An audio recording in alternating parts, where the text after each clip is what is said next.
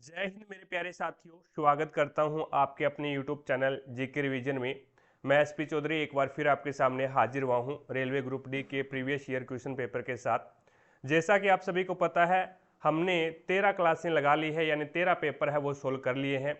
और अगर वो पीछे वाली क्लासें आपने नहीं देखी है तो इस क्लास के आई बटन या फिर डिस्क्रिप्शन बॉक्स में उसका लिंक मिल जाएगा, वहाँ से जाकर के आप पीछे वाली क्लासें देख सकते हैं। या फिर आप प्ले लिस्ट में जाओगे तो कंटिन्यू सभी क्लासें आपको देखने को मिलेगी। चलिए शुरू करते हैं आज का सेशन। और आज अपन इस क्लास में 24 अगस्त 2022 को जो दूसरी पारी में जो पेपर हुआ था उस पेपर का सॉल्यूशन इस क्लास में करने वाले हैं। तो चलिए शुरू करते हैं आज का सेशन। जिसने भी क्लास को लाइक नहीं किया है तो एक बार क्लास को लाइक जरूर करें ताकि हमारा भी मोटिवेशन बना रहे।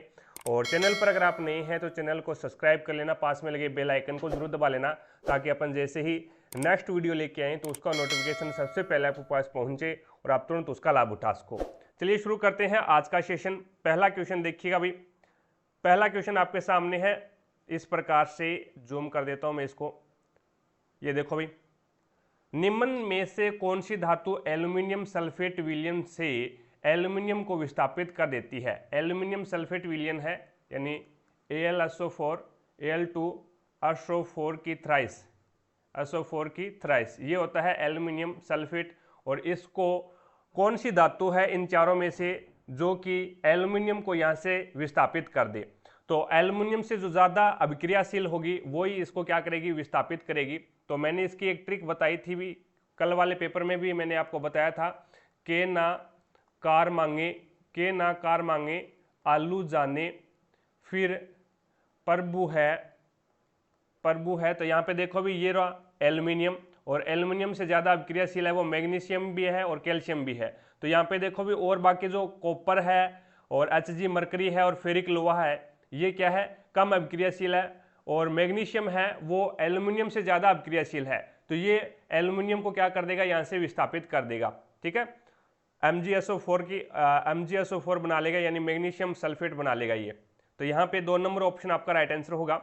अगला देखो भी, नेक्स्ट क्वेश्चन आपके सामने है, मानव शरीर में श्वसन वर्णक कहाँ पाया जाता है। तो मानव शरीर में श्वसन वर्णक है वो RBC में पाया जाता है। RBC यानी रेड ब्लड सेल के अंदर पाया जाता है। हीमोग्लोबिन को है वो मानव शरीर का श्वसन वर्णक बोला जाता है। ठीक है, तो यहाँ पे हीमोग्लोबिन है, ये RBC के अंदर पाया जाता है। तो यहाँ पे 2 नंबर ऑप्शन है वो आपका यहाँ पे राइट आंसर होगा। आगे चलते हैं, नेक्स्ट देखिएगा।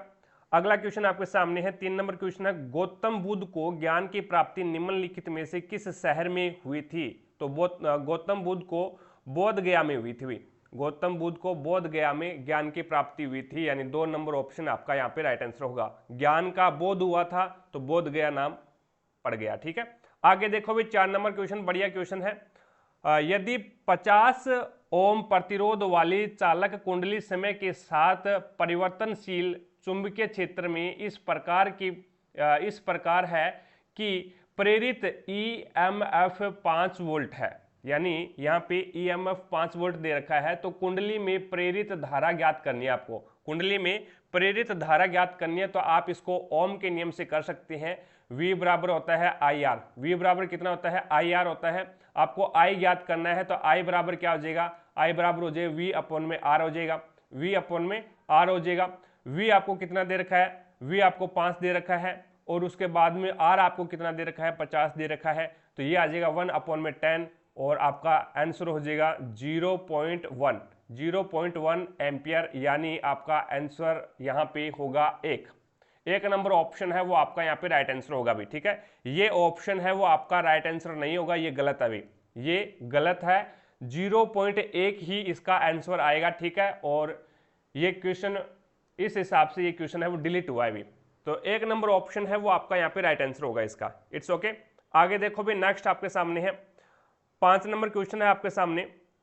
5 नंबर क्वेश्चन में DOVE को लिखता है ये PEF और W लिख रहा है, तो आगे बताना है क्या लिखेगा। तो यहाँ पे देखो भी, OPDEEF और यहाँ पे क्रॉस कोडिंग कर रहा है और एक की वर्दी कर रहा है VW। तो यहाँ पे MYNA,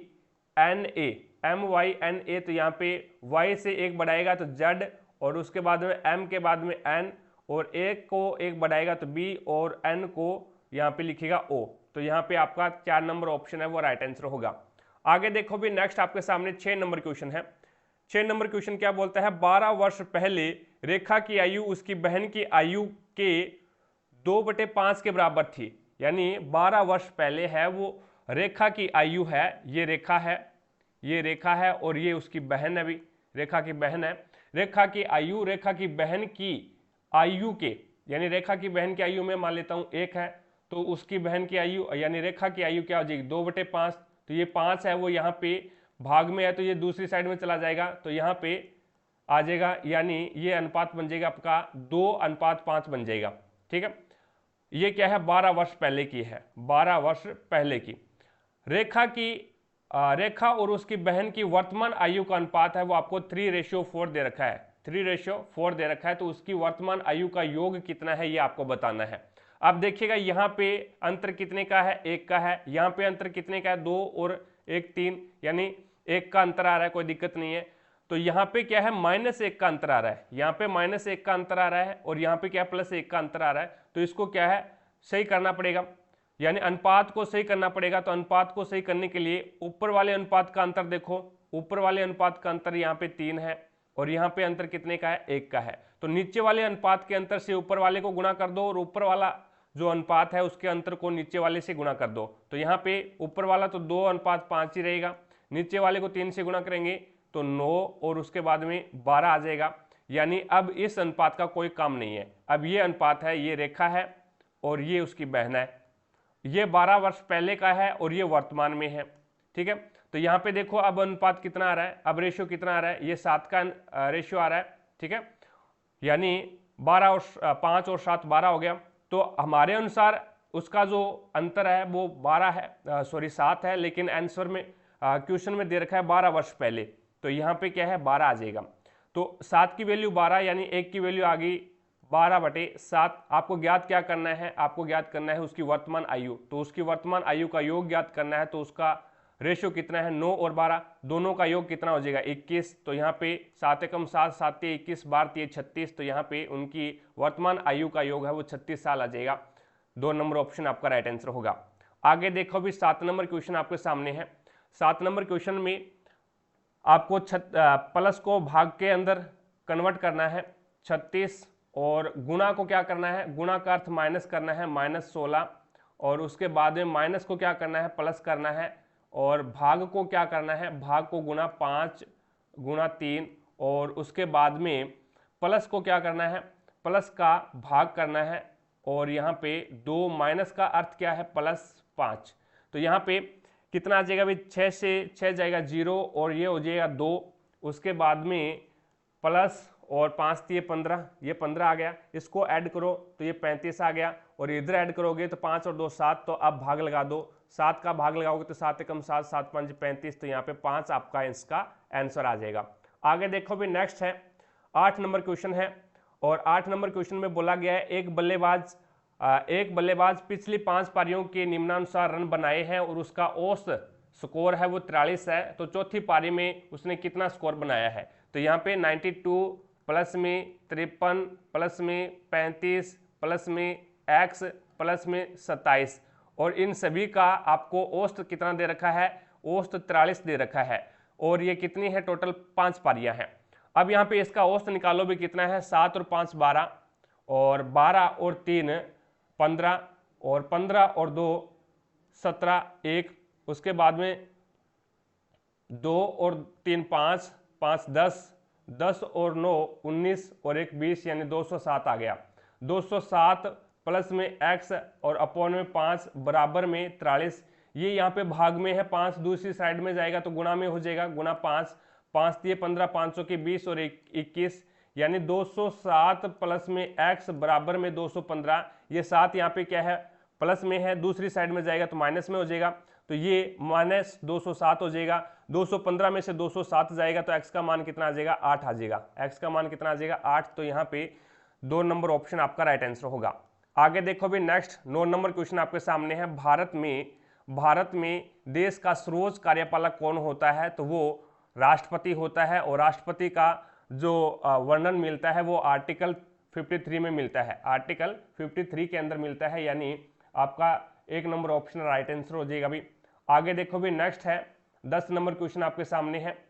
10 नंबर क्वेश्चन बोलता है भी किस वर्ष से भारत का केंद्रीय बजट फरवरी के अंतिम कार्य दिवस के बजाय 1 फरवरी को प्रस्तुत किया जाता है? तो वो 2017 से। 2017 से पहले है वो फरवरी के अंतिम दिनों में बजट है वो जारी किया जाता था, प्रस्तुत किया जाता था, लेकिन 2017 के बाद में जो केंद्रीय बजट है ये 1 फरवरी को प्रस्तुत किया जाने लगा। तो 2017 इसमें आपका राइट आंसर होगा।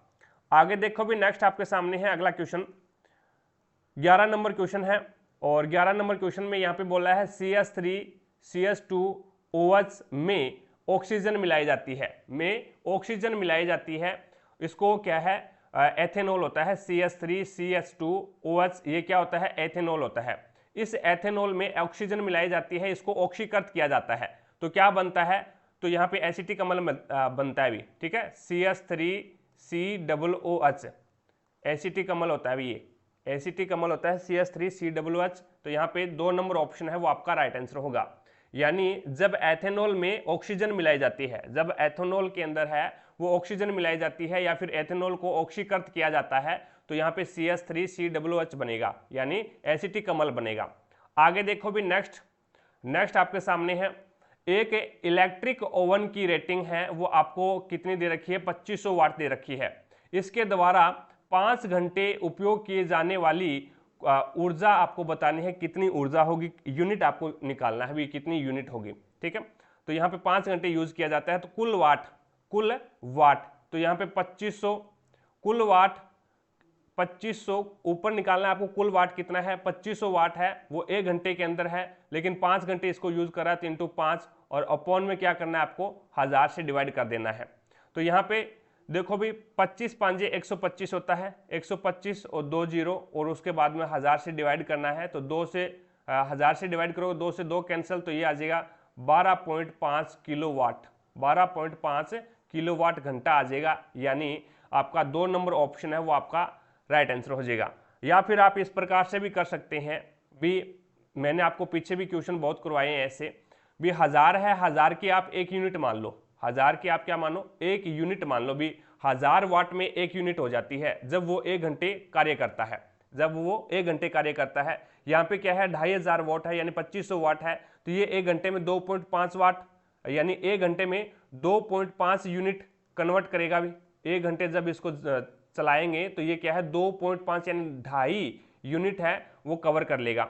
अब 1 घंटे में 2.5 यूनिट कवर कर लेगा तो आपको 5 घंटे चलाना है, 5 घंटे चलाना है तो 5 से मल्टीप्लाई कर दो, 25 5 125, तो ये कितना आ जाएगा? 12.5 आ जाएगा।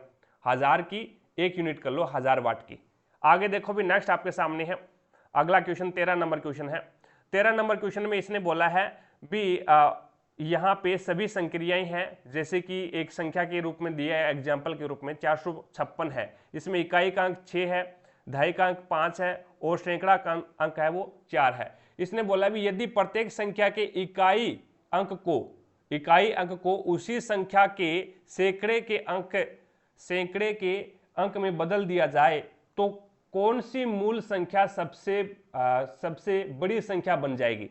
तो यहाँ पे देखो भी किसका, यानी जो सैकड़ा का अंक है उसको क्या है? इकाई के साथ बदलना है। तो इकाई का अंक देख लो भी किसका बड़ा है, इकाई का अंक किसका बड़ा है? तो यहाँ पे इकाई का अंक है वो 7 है, यहाँ पे इकाई का अंक क्या है? 7 है और इसका भी 7 है, तो 2 ऐसी संख्याएं हो जाएगी, 227 और 627।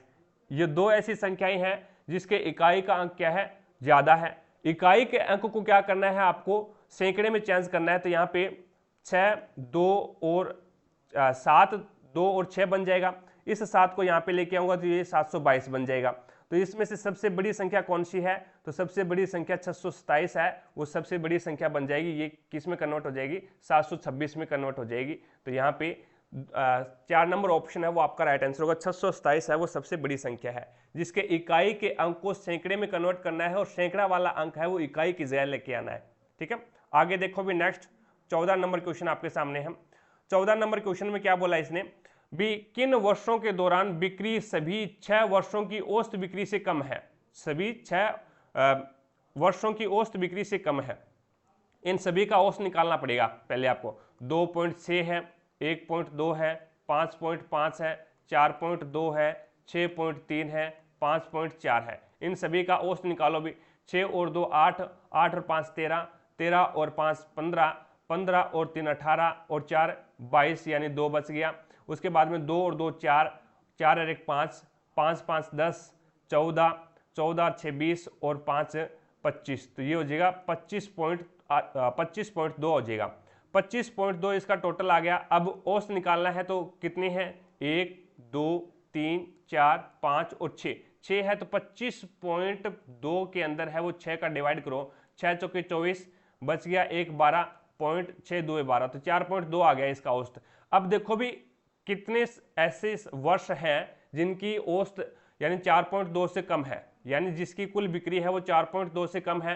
तो एक तो 2014 हो गया, इसकी 2.6 ही है, और एक 2015 हो गया, इसकी क्या है 1.2 ही है। बाकी की क्या है, सभी 4.2 से ऊपर है, यानी 4.2 से कम होने चाहिए। तो 2017 की 4.2 है, यानी ये 4.2 से कम नहीं है, बराबर है वो चलेगा।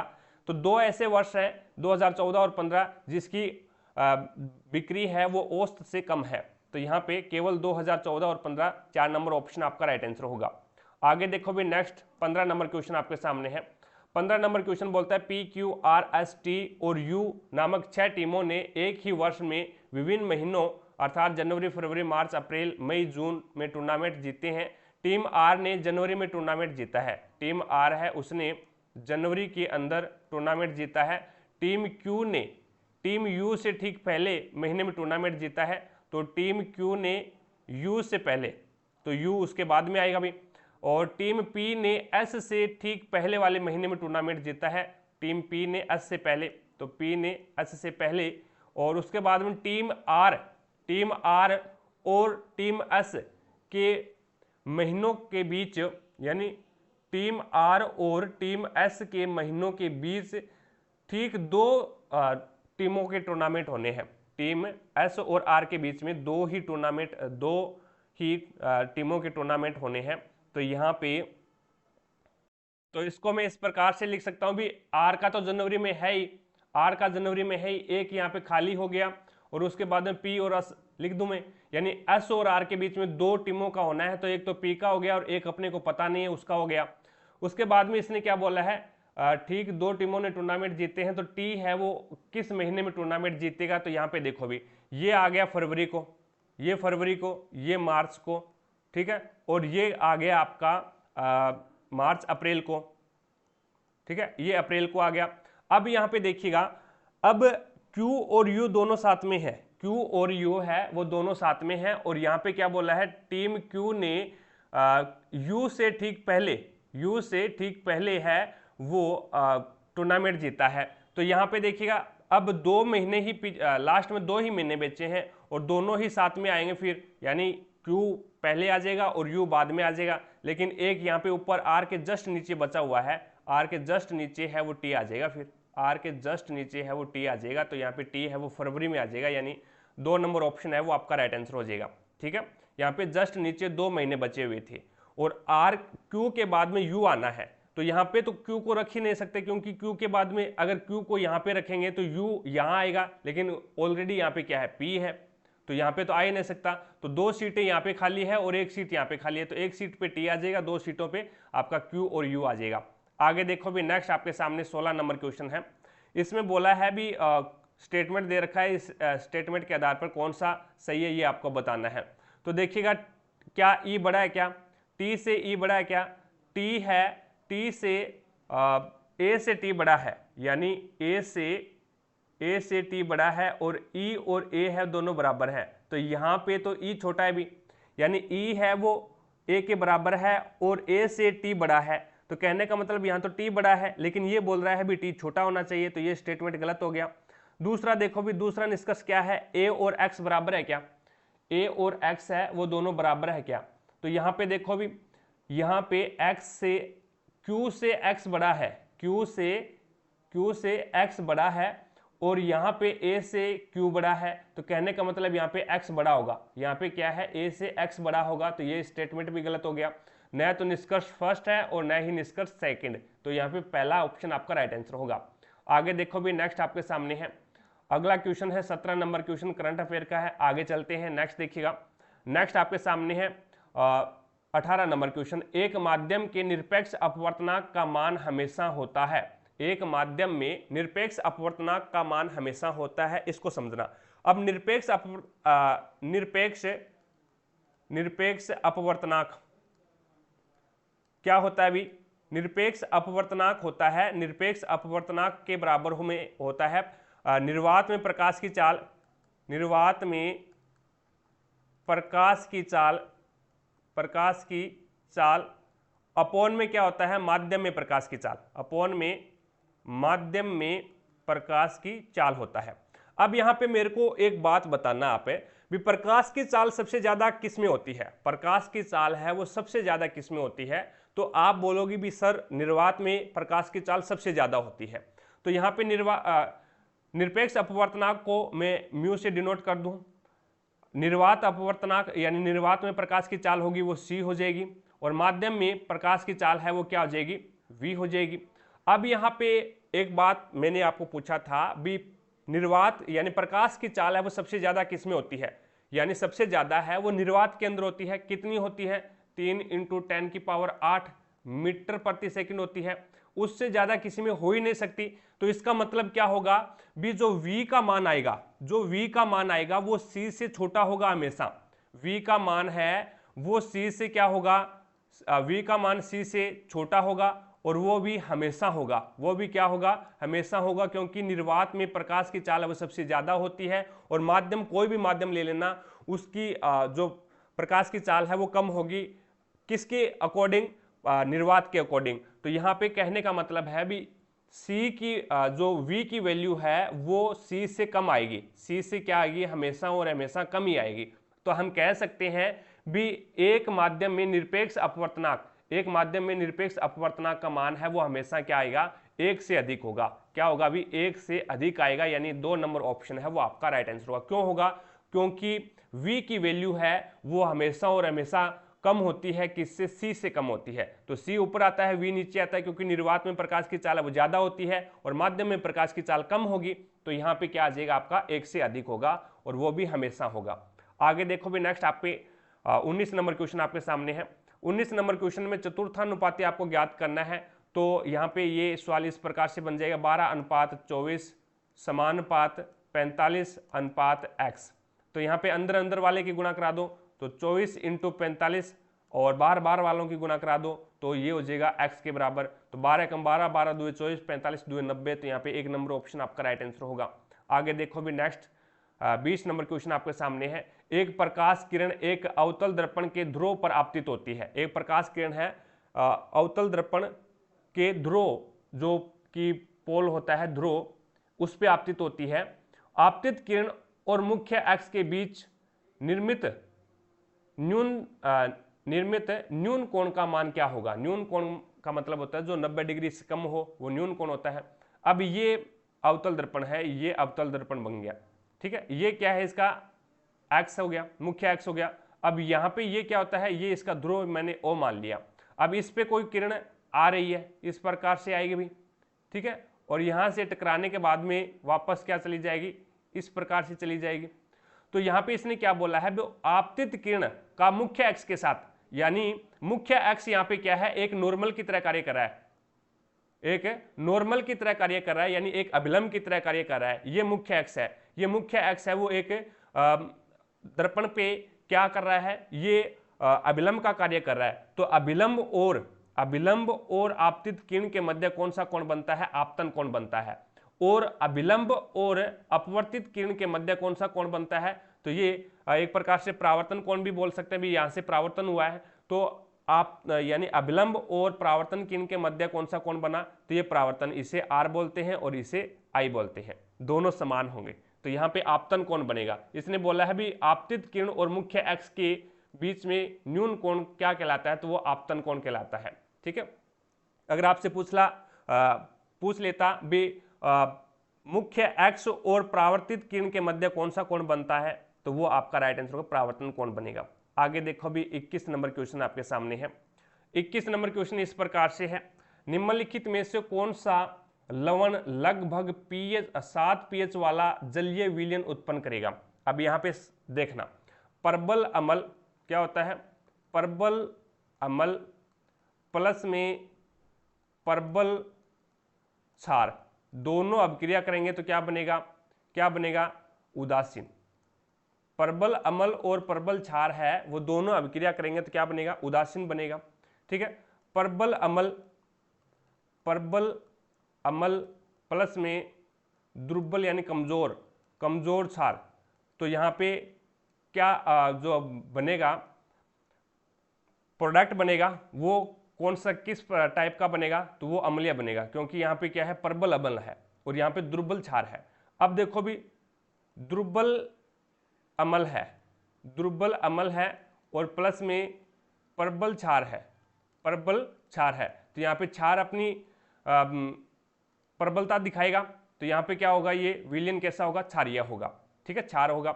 और दुर्बल अम्ल प्लस में दुर्बल क्षार, दुर्बल क्षार, तो ये नो रिएक्शन, नो रिएक्शन यानी कोई रिएक्शन नहीं करेगा। ये तीन चीजें आप, चार चीजें आप ध्यान रखना, प्रबल अम्ल और प्रबल क्षार हो तो उदासीन हो जाएगा, और प्रबल अम्ल और प्रबल अम्ल और दुर्बल क्षार हो तो अम्ल बनेगा, क्योंकि यहाँ पे प्रबल कौन है, अम्ल है। दुर्बल अम्ल और दुर्बल का मतलब होता है कमजोर और प्रबल का मतलब होता है स्ट्रॉन्ग। प्रबल क्षार है तो यहाँ पे क्या बनेगा, प्रबल क्षार अपना रिएक्शन करेगा यानी क्षार अपना अस्तित्व दिखाएगा।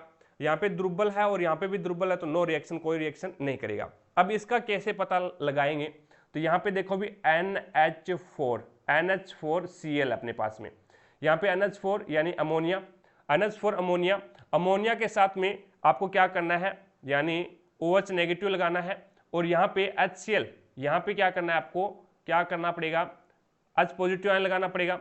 यानी जो एक साइड में आपको क्या करना है, OH नेगेटिव लगाना है, और यहाँ पे आपको क्या करना है, पॉजिटिव लगाना है। यहाँ पे जहाँ पे दोनों तत्व है वो जुड़े हुए हैं, यहाँ पे दोनों तत्व जुड़े हुए हैं, तो मैं क्या कर दूं, NH4OH हो जाएगा, NH4OH हो जाएगा, यानी अमोनियम हाइड्रोक्साइड बन जाएगा, और ये क्या बन गया अपने पास में, HCl बन गया। तो ये क्या है, अमोनियम हाइड्रोक्साइड, और ये क्या बन गया, HCl बन गया, यानी अमोनियम हाइड्रोक्साइड है वो एक क्या है, दुर्बल अम्ल है, सॉरी दुर्बल क्षार है। ये क्या है, एक दुर्बल क्षार है, और HCl एक प्रबल क्षार है, प्रबल अम्ल है। तो प्रबल अम्ल और दुर्बल क्षार तो कैसा बनेगा, अम्लीय बनेगा। तो यहाँ पे तो इसका जो लगभग मान है वो उदासीन नहीं हुआ। अब ये देखो भी, ये वाला उठा लो, ये वाला उठाएंगे तो Na2CO3 जहाँ से दोनों तत्व जुड़े हुए हैं उन पे, यानी यहाँ पे सोडियम के दो एलिमेंट है, सोडियम 2 है, तो यहाँ पे अपने को OH2 लगाना पड़ेगा, OH2 लगाना पड़ेगा, और यहाँ पे OH2 लगाया है तो अपने को H पॉजिटिव भी 2 लगाना पड़ेगा, H है पॉजिटिव है वो भी 2 लगाने पड़ेंगे, और ये OH नेगेटिव 2 है। OH नेगेटिव 2 हमने क्यों लगाया, क्योंकि यहाँ पे सोडियम कितने थे, 2 थे। ठीक है, तो हमने OH2 लगाया है, OH2 लगाया तो अपने को H पॉजिटिव है ये भी 2 लगाना पड़ेगा, तो ये तो क्या बनेगा, NaOH बन जाएगा, यानी सोडियम हाइड्रोक्साइड, और ये क्या बन जाएगा, ये बन जाएगा H2CO3। तो H2CO3 है वो कार्बनिक अम्ल है, और कार्बनिक अम्ल कैसा होता है, एक दुर्बल अम्ल होता है। ठीक है, तो यहाँ पे क्या है, प्रबल तो क्षार है, क्षार क्या है, प्रबल है, लेकिन अम्ल क्या है, दुर्बल है, तो वो क्या क्या बनेगा, क्षार बनेगा, ये भी अम्लीय नहीं बना, सॉरी उदासीन नहीं बना। तो अब ये देखो K2SO4 को लगाओ, K2SO4 को लगाओ, यहाँ पे दोनों तत्व ऐड हो रहे हैं, तो यहाँ पे OH2 लगाना पड़ेगा, क्योंकि पोटेशियम अपने पास में 2 है तो OH2 लगाना पड़ेगा। तो OH2 लगाओगे तो आपको क्या है, H2 लगाना पड़ेगा, H2 भी लगाना पड़ेगा, यानी OH 2 लगा रहे हैं आप, तो H भी आपको क्या लगाना पड़ेगा, 2 लगाना पड़ेगा, H पॉजिटिव। तो यहाँ पे क्या बनेगा, ये KOH बन जाएगा, यानी पोटेशियम हाइड्रोक्साइड बन जाएगा, और ये क्या बनेगा, इसके आगे लगाना है भी यहाँ पे, तो ये क्या बनेगा, तो ये बनेगा H2SO4। तो H2SO4 यानी सल्फ्यूरिक अम्ल एक क्या है, प्रबल अम्ल है, और KOH यानी पोटेशियम हाइड्रोक्साइड है, ये क्या है, ये भी एक प्रबल क्षार है। तो प्रबल क्षार और प्रबल अम्ल दोनों मिलकर के क्या बना देंगे, उदासीन बना देंगे। तो यहाँ पे आपका 7 नंबर, ये जो 3 नंबर ऑप्शन है ना वो आपका राइट आंसर होगा, इनका जो पीएच है वो कितना होगा, 7 हो जाएगा। तो यहाँ पे केवल 3 नंबर आपका राइट आंसर होगा। तो इसमें आपको याद क्या रखना है, आपको याद ये रखना पड़ेगा भी प्रबल अम्ल कौन कौन से होते हैं और प्रबल क्षार कौन कौन से होते हैं, ठीक है, और दुर्बल अम्ल कौन से होते हैं और दुर्बल क्षार कौन से होते हैं, ये आपको याद रखना पड़ेगा। It's okay. और ज्ञात कैसे करना है वो मैंने आपको यहाँ पे बता दिया। यहाँ पे 2 तत्व थे, किसके, सोडियम 2 था तो आपने OH 2 लगा दिए, और OH 2 लगाया तो H पॉजिटिव भी आपको क्या लगाना पड़ेगा, 2 लगाना पड़ेगा। आगे चलते हुए नेक्स्ट देखिएगा, नेक्स्ट करंट अफेयर का क्वेश्चन है, आगे चलते हैं।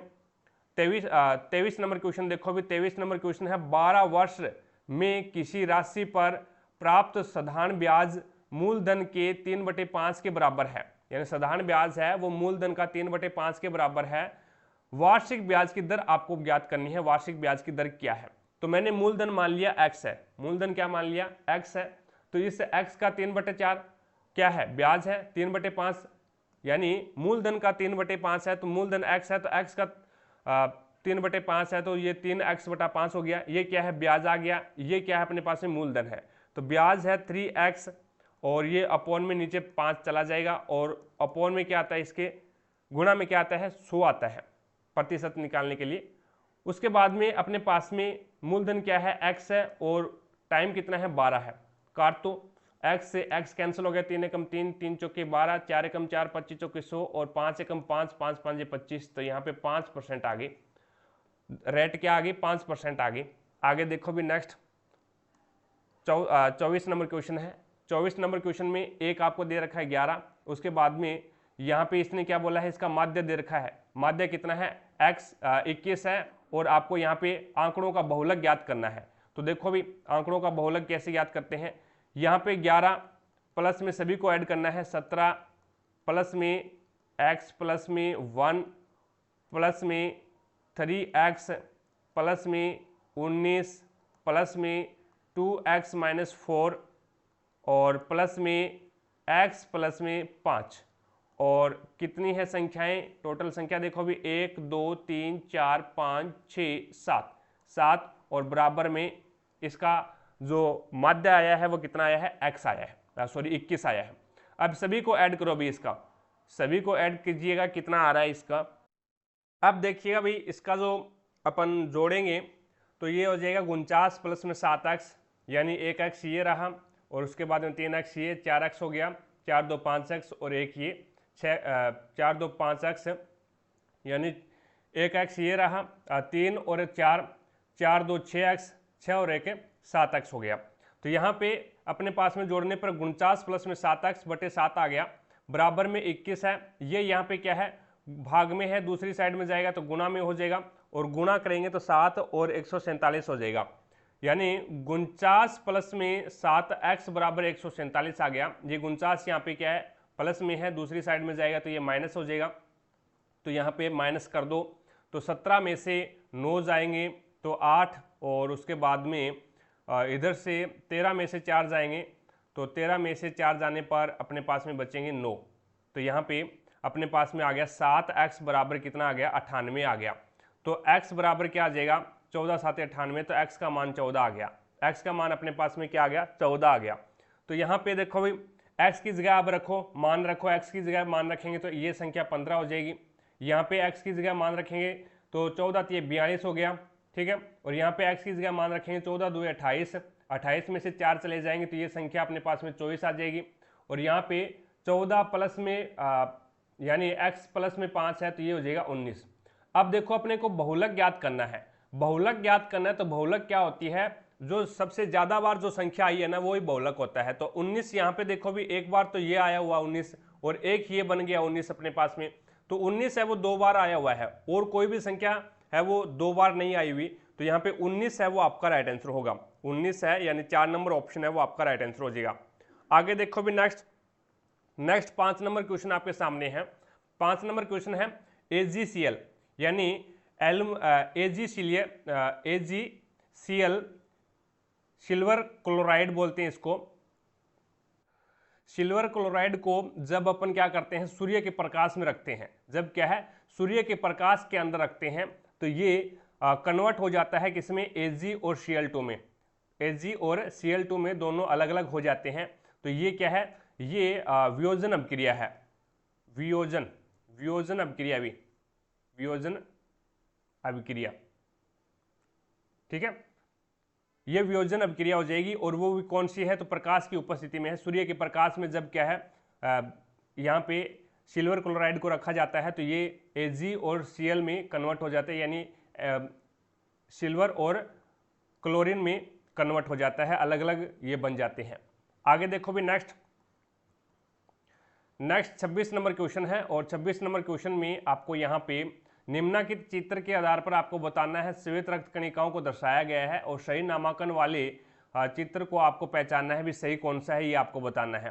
तो यहाँ पे देखिएगा ए में क्या आ जाएगा, ए है वो क्या है, न्यूट्रोफिल है, यानी जो WBC है, WBC है ये कितने प्रकार की होती है, 5 प्रकार की होती है। WBC 5 प्रकार की होती है।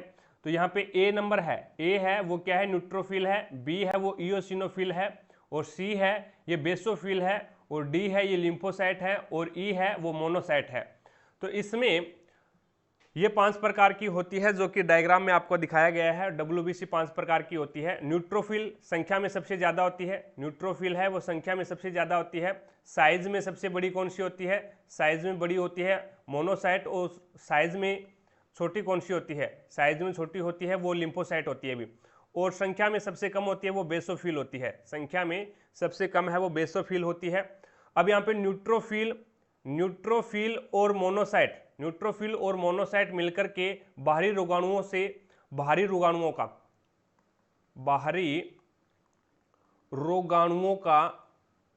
भक्षण करती है, ये बाहरी रोगाणुओं का भक्षण करती है। अगर वो भक्षण है वो ठोस के अंदर हो रहा है, ठोस के अंदर हो रहा है तो इसे क्या कहेंगे, फेगोसाइट बोलेंगे, फेगोसाइट। और अगर ये द्रव के अंदर है, लिक्विड के अंदर भक्षण किया है तो इसे हम पिनोसाइट बोलेंगे, पिनोसाइट कहा जाता है। यानी न्यूट्रोफिल और मोनोसाइट मिलकर के बाहरी रोगाणुओं का भक्षण करती है। अगर वो भक्षण ठोस के अंदर है तो इसे फेगोसाइट बोलेंगे, अगर भक्षण है वो द्रव के अंदर है तो इसे पिनोसाइट बोलेंगे। नेक्स्ट अपन बात करते हैं, इसीलिए न्यूट्रोफिल है इसको क्या बोलते हैं, माइक्रो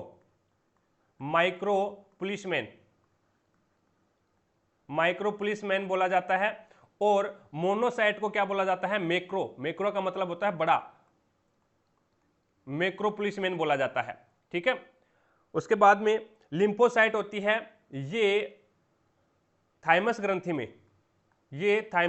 में WBC का निर्माण करती है, यानी रोग प्रतिरोधक क्षमता को बढ़ाती है। थाइमस ग्रंथि जो लिम्फोसाइट है, लिम्फोसाइट जो WBC है ये क्या करती है, ये WBC की संख्या को इंक्रीज करती है थाइमस ग्रंथि के अंदर। और थाइमस ग्रंथि होती कहाँ पे है, तो ये हृदय के पास होती है भी, थाइमस ग्रंथि है वो हृदय के पास होती है।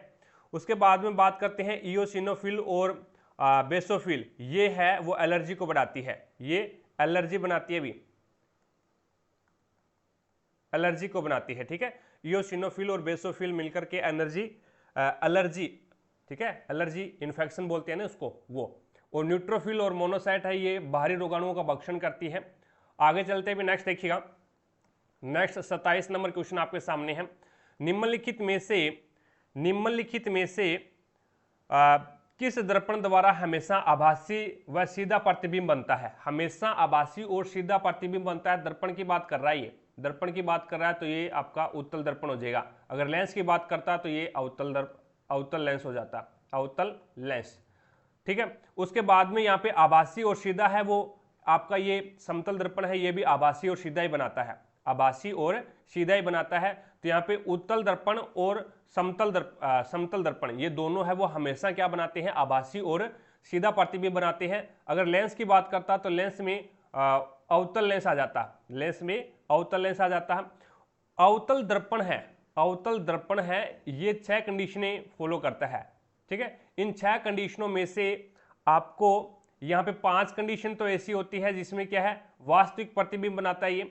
छठी कंडीशन एक ऐसी होती है जिसमें आभासी प्रतिबिंब बनता है। लेकिन इसने पूछा है हमेशा कौन सा बनाता है, तो हमेशा है वो आपका राइट आंसर होगा उत्तल दर्पण और समतल दर्पण। और अगर लेंस की बात करता है तो अवतल लेंस। तो यहाँ पे उत्तल दर्पण और समतल दर्पण, ए और बी दोनों, यानी 3 नंबर ऑप्शन आपका राइट आंसर होगा। आगे देखो भी नेक्स्ट आपके सामने है 28 नंबर क्वेश्चन पूछा है और 28 नंबर क्वेश्चन में आपको एलसीएम पूछा है। एलसीएम पूछा है तो जिसकी घात सबसे अधिक है वही लेंगे, और एचसीएफ अगर आपसे पूछता है तो जिसकी घात कम है, जिसकी घात है वो कम है और तीनों में कॉमन आना चाहिए वही लेंगे। तो यहाँ पे देखो भी, यहाँ पे 2 की पावर 3 है, यहाँ पे 2 की पावर 2 है और यहाँ पे 2 की पावर है नहीं, तो 2 की पावर 3 लेंगे, 2 की पावर 3 लेंगे। यहाँ पे 2 की पावर 2 3 की पावर 2 है, यहाँ पे 3 की पावर नहीं है, यहाँ पे 3 की पावर कितनी है, 3 है, तो अपन 3 की पावर 3 ही लेंगे, जो ज़्यादा है वो लेंगे एलसीएम में। 5 यहाँ पे है, 5 की पावर 2 है, यहाँ पे 5 की पावर 2 है, तो यहाँ पे 5 की पावर 2 लेंगे। यहाँ पे 7 की पावर 2 है, यहाँ पे 7 की पावर 1 है और यहाँ पे है नहीं, तो अपन 7 की पावर 2 लेंगे, तो ये आपका इसका एलसीएम आ जाएगा। तो 1 नंबर ऑप्शन है वो आपका राइट आंसर होगा। आगे देखो भी, नेक्स्ट 29 नंबर क्वेश्चन है, जिप्सम को प्लास्टर ऑफ पेरिस बनाने के लिए किस तापमान की आवश्यकता होती है? तो जिप्सम होता है CaSO4 2S2O dot 2S2O gypsum होता है, और इस जिप्सम को अपन गर्म करते हैं कितने, 100 डिग्री सेंटीग्रेड ताप के ऊपर गर्म करते हैं, तो ये क्या है, अपना 1.5 जल का अणु है वो त्याग देता है और क्या बन जाता है, CaSO4 डॉट H2O बन जाता है, H2O बन जाता है, यानी प्लास्टर ऑफ पेरिस बन जाता है। It's okay. आगे देखो भी, नेक्स्ट 30 नंबर क्वेश्चन आपके सामने है, निम्नलिखित में से किस अवसर पर प्रतिवर्ष तमिलनाडु में नाट्यांजलि उत्सव मनाया जाता है? प्रतिवर्ष है वो तमिलनाडु में नाट्यांजलि उत्सव है वो मनाया जाता है, वो महाशिवरात्रि में को मनाया जाता है। महाशिवरात्रि को प्रतिवर्ष है वो तमिलनाडु में नाट्यांजलि उत्सव मनाया जाता है। आगे देखो भी, नेक्स्ट आपके सामने है 31 नंबर क्वेश्चन। 31 नंबर क्वेश्चन बोलता है भी, पौधों में अपशिष्ट उत्पाद के रूप में, पौधों में अपशिष्ट उत्पाद के रूप में कार्बन डाइऑक्साइड का उत्पादन कब होता है? कार्बन डाइऑक्साइड का उत्पादन का मतलब क्या होता है भी, अपशिष्ट उत्पाद के मतलब, अपशिष्ट उत्पाद का मतलब होता है त्यागना, यानी कार्बन डाइऑक्साइड है वो पौधे कब त्यागते हैं? तो रात के समय, रात के समय, और रात के समय है वो क्या करते हैं, पौधे शोषण करते हैं, ठीक है। दिन के समय तो प्रकाश संश्लेषण चलता रहता है, तो उसमें तो कार्बन डाइऑक्साइड है वो यूज होती है। दिन के समय, प्रकाश संश्लेषण के समय है वो अपशिष्ट उत्पाद कौन सा बनाते हैं, ऑक्सीजन को बनाते हैं, यानी ऑक्सीजन उसके कोई काम नहीं आती, तो ऑक्सीजन को वो त्यागते हैं रात के दिन के समय तो, और रात के समय है वो कार्बन डाइऑक्साइड को त्यागते हैं, क्योंकि रात के समय वो जो प्रकाश संश्लेषण की क्रिया है वो नहीं होती है। तो यहाँ पे शोषण के दौरान क्या आ जाएगा, शोषण के दौरान क्या करते हैं, ऑक्सीजन तो लेते हैं रात को और कार्बन डाइऑक्साइड त्यागते हैं, तो अपशिष्ट उत्पाद है वो कार्बन डाइऑक्साइड बन जाएगा। अगर आपसे क्वेश्चन को इस प्रकार से पूछता है, पौधे अपशिष्ट उत्पाद के रूप में ऑक्सीजन को कब, ऑक्सीजन का उत्पादन कब करते हैं? तो अपशिष्ट उत्पाद के समय ऑक्सीजन प्रकाश संश्लेषण के दौरान, प्रकाश संश्लेषण के दौरान है वो ऑक्सीजन का उत्पादन करते हैं, ठीक है। आगे देखो भी, नेक्स्ट 32 नंबर क्वेश्चन है। 32 नंबर क्वेश्चन में इसमें आपको क्या है, ए का मान ज्ञात करना है। ए का मान ज्ञात करना है तो यहां से आपको क्या है, बी की वैल्यू निकाल लो। यहां पे क्या करो, आप बी की वैल्यू निकालो, वज्र गुना करा दो इसका। वज्र गुना कराओगे तो ये हो जाएगा 3a, 3a बराबर में क्या आ जाएगा, 4b आ जाएगा। बी की वैल्यू क्या आ जाएगी अपने पास में, 3a/4 आ जाएगी। 3a/4 है, ये बी की वैल्यू आ गई।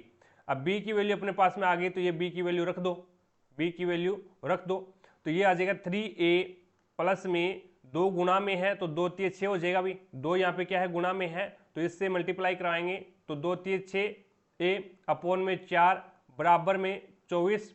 अब यहाँ पे एलसीएम ले लो 4, ये हो गया 12a प्लस में 6a बराबर में, ये भाग में है, दूसरी साइड जाएगा तो गुना में हो जाएगा, तो ये हो जाएगा अपने पास में 24 × 4। अब देखो भी 12 और 6 18 होते हैं, 12 और 6 18a, यानी 18a बराबर 24 × 4। अब यहाँ पे ये 18 क्या है, गुना में है, भाग में चला जाएगा दूसरी साइड, तो ये हो जाएगा बटा में 18।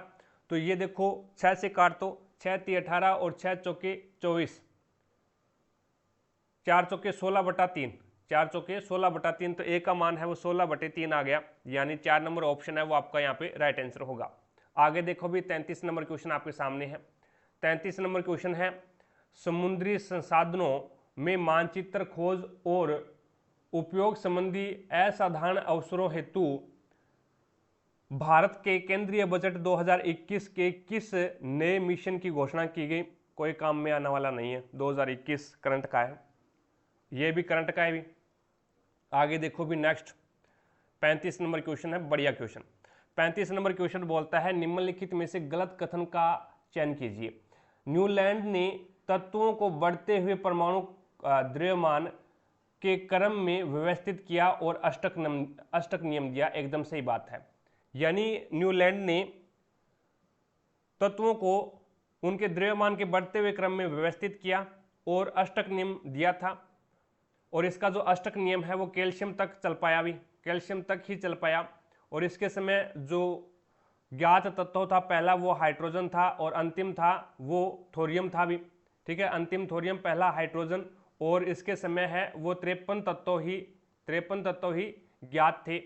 अब उसके बाद में इसने क्या बोला है, इसने बोला है दूसरा स्टेटमेंट, सोडियम लिथियम के बाद 8वां तत्व है। सोडियम है वो लिथियम के बाद में 8वां तत्व है। तो इस प्रकार से था भी ये, यानी लिथियम, सोडियम और पोटेशियम, लिथियम, सोडियम और पोटेशियम। उसके बाद में इसने क्या बोला है, कैल्शियम बेरिलियम के बाद में 8वां तत्व है। तो कैल्शियम है वो बेरिलियम के बाद में 8वां तत्व नहीं है। Be से बेरिलियम, बेरिलियम के बाद में आएगा मैग्नीशियम और उसके बाद में आएगा आपका कैल्शियम, उसके बाद में आएगा कैल्शियम। तो 3 नंबर है वो भी एक तरीके से क्या गलत है, 3 नंबर है ये भी एक तरीके से गलत है भी। यहाँ पे इसने बोला भी कैल्शियम है वो बेरिलियम के बाद में 8वां तत्व है। तो कैल्शियम बेरिलियम के बाद में नहीं है, मैग्नीशियम के बाद में 8वां तत्व आएगा। इट्स ओके, ये एनसीईआरटी में दिया गया है। आगे इसने क्या बोला है भी, अष्टक नियम केवल मैग्नीशियम तक ही लागू हो पाया। तो अष्टक नियम मैग्नीशियम तक लागू नहीं हो पाया, अष्टक नियम कैल्शियम तक लागू हो पाया था, क्योंकि मैग्नीशियम के बाद में प्रत्येक 8वें तत्वों के पहले के समान गुण मौजूद नहीं थे। तो यहाँ पे ये भी 4 नंबर भी गलत है। लेकिन इसने आंसर है वो किस में दे रखा है, आंसर इस रूप में दे रखा है। तो यहाँ पे अपन है वो इसको एक प्रकार से 4 नंबर को गलत मानेंगे। 4 नंबर तो परफेक्ट रूप से गलत हो जाएगा भी, 4 नंबर है ये परफेक्ट रूप से गलत हो जाएगा। लेकिन यहाँ पे क्या है, कैल्शियम है वो बेरिलियम के बाद में 8वां तत्व है, ये भी एक प्रकार से गलत है, क्योंकि जो कैल्शियम है ये मैग्नीशियम के बाद में 8वां तत्व था, ठीक है। तो मैग्नीशियम है आपका, यहाँ पे मैग्नीशियम आएगा, यानी बेरिलियम, बेरिलियम के बाद में आया मैग्नीशियम, मैग्नीशियम के बाद में आया कैल्शियम। It's okay. तो यहाँ पे 4 नंबर ऑप्शन आपका राइट आंसर होगा। आगे चलते हैं अभी नेक्स्ट 36 नंबर क्वेश्चन है, ये भी करंट अफेयर का है। आगे देखो भी नेक्स्ट 37 नंबर क्वेश्चन देखिएगा। 37 नंबर क्वेश्चन दिया गया है, उस विकल्प का चयन कीजिए जो केवल जैव निम्नीकरण पदार्थ शामिल है। जैव निम्नीकरण होता है, एक होता है जैव अनिम्नीकरण। जैव निम्नीकरण का मतलब होता है जो प्राकृतिक रूप से खराब हो, जो क्या है, प्राकृतिक रूप से खराब हो। और एक होता है जैव अनिम्नीकरण जो कि कृत्रिम रूप से खराब हो जाए। जैसे कि यहाँ पे क्या है, अंडे के छिलके, कागज है, बासी बिस्किट्स हैं, फल हैं, सब्जियों के छिलके हैं, ये क्या है, प्राकृतिक रूप से खराब होने वाले हैं, प्राकृतिक रूप से खराब हो जाते हैं, ठीक है, प्राकृतिक रूप से नेचुरल टाइप से खराब हो जाते हैं।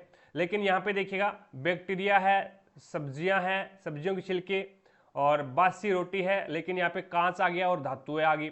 ये क्या है, प्राकृतिक रूप से खराब नहीं होता। कांच और धातु है ये प्राकृतिक रूप से खराब नहीं होता, ये इसको अपन नेचुरल रूप से ही खराब कर सकते हैं, ठीक है। टेट्रा पैक है, धातुएं आ गई तो ये भी नहीं होगा। और उसके बाद में कांच आ गया इसमें 3 नंबर में, तो ये भी नहीं होगा।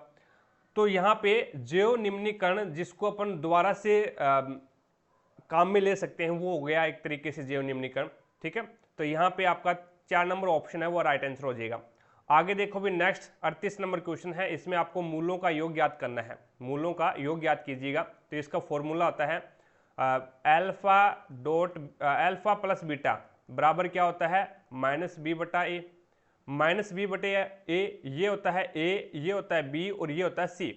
तो b का मान क्या है, -11, माइनस आ गया है तो माइनस माइनस प्लस हो गया, अपॉन में 11, अपॉन में 5, यानी a का मान 5 है, तो ये 11/5 आपका राइट आंसर होगा। आगे देखो भी 39 नंबर क्वेश्चन। 39 नंबर क्वेश्चन क्या बोलता है, 6 मकान है K, L, M, N, O और P एक ही कॉलोनी में स्थित है। L K के दक्षिण में 50 मीटर की दूरी पर है। L है वो K के दक्षिण में है, K के दक्षिण में 50 मीटर की दूरी पर है। उसके बाद में P है वो K के पश्चिम में 250 किलोमीटर की दूरी पर है।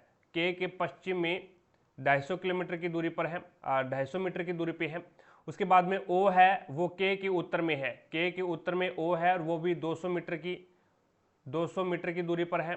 उसके बाद में n है वो l के दक्षिण में है, n है वो l के दक्षिण में है तो यहाँ पे आ गया, और 190 मीटर की दूरी पे m है वो l के पूर्व में है, m है ना वो l के पूर्व में है और वो भी 150 मीटर की दूरी पे है। तो मकान O, ये रहा मकान O, L के सापेक्ष किस दिशा में है, L के सापेक्ष पूछा है, L ये रहा, और L के सापेक्ष पूछा है तो यहाँ पे L के सापेक्ष है वो मकान O है वो उत्तर के अंदर है भी, तो यहाँ पे 3 नंबर ऑप्शन आपका राइट आंसर होगा। 40 नंबर क्वेश्चन देखो अभी आपके सामने है। 40 नंबर क्वेश्चन में स्टेटमेंट दे रखा है कुछ बंदर, बी से बंदर, कुछ बंदर है वो क्या है, पांडा है, तो ये लो कुछ बंदर पांडा आ गया, और कुछ पांडा है वो जिराफ है, जेड से जिराफ आ गया, और सभी जिराफ है वो लॉयन है, तो सभी जिराफ किस में आ जाएंगे, एल फॉर लॉयन आ जाएगा। तो इसने बोला है भी कुछ शेर पांडा है, कुछ शेर कुछ लॉयन है वो पांडा है क्या, नहीं है, यानी पांडा वाला तो जी हाँ है पांडा वाला तो है ना, पांडे वाले को तो क्रॉस कर रहा है भी, तो यहाँ पे पहला सही हो जाएगा। दूसरा इसने क्या बोला है, कुछ शेर बंदर है, कुछ लोयन है वो बंदर है क्या, बंदर वाला ये रहा, बंदर वाले को काट ही नहीं रहा ये, तो ये गलत हो जाएगा। कुछ जिराफ बंदर है, जिराफ वाला बंदर को काट रहा है क्या, तो जिराफ वाला भी बंदर को नहीं काट रहा, तो ये भी कैंसिल हो गया, तो यहाँ पे केवल निष्कर्ष फर्स्ट इज फॉलो। आगे देखो भी 4 नंबर ऑप्शन हो जाएगा इसमें। अगला क्वेश्चन है 41 नंबर क्वेश्चन।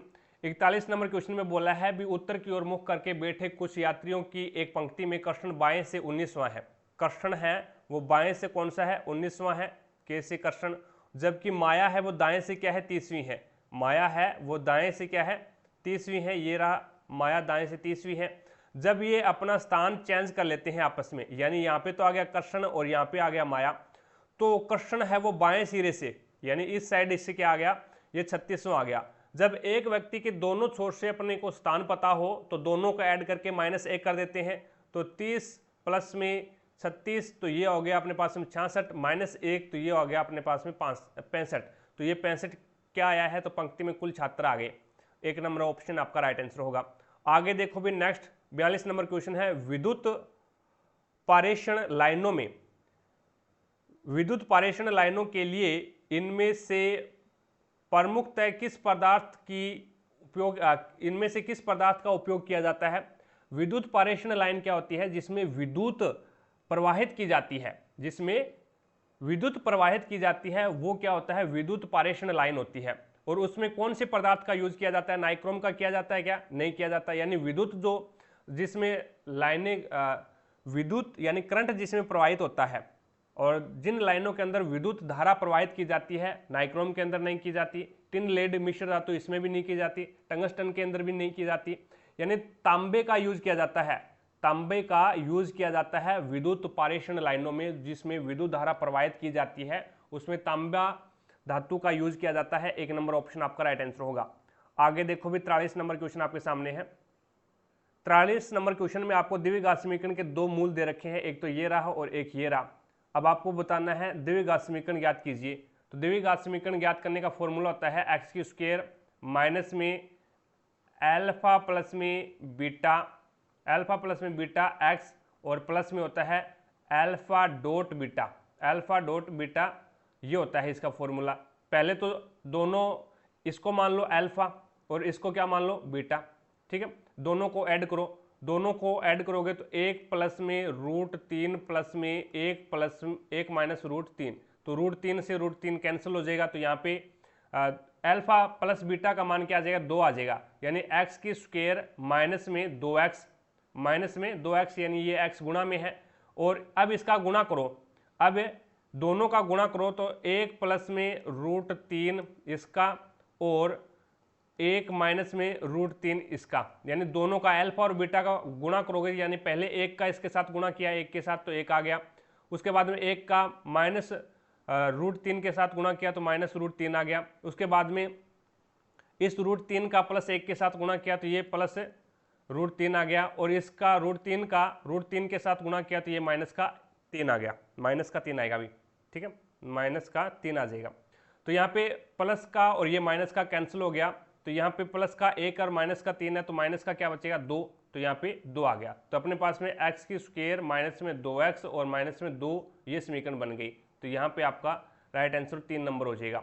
आगे देखो भी 44 नंबर क्वेश्चन है। 44 नंबर क्वेश्चन है, एक श्वेत प्रकाश पुंज किसी त्रिभुजाकार कांच के प्रिज्म के माध्यम से वन विक्षेपित होकर 7 रंगों की एक पट्टिका निर्मित करता है। इनमें से कौन से कथन सही है, ये आपको बताना है। लाल रंग घटक का अपवर्तनांक न्यूनतम होता है, एकदम सही है। क्यों होता है? क्योंकि लाल रंग का तरंग दैर्ध्य क्या होता है? अधिक होता है। तरंग दैर्ध्य अधिक होने के कारण लाल रंग का वर्ण विक्षेपण कम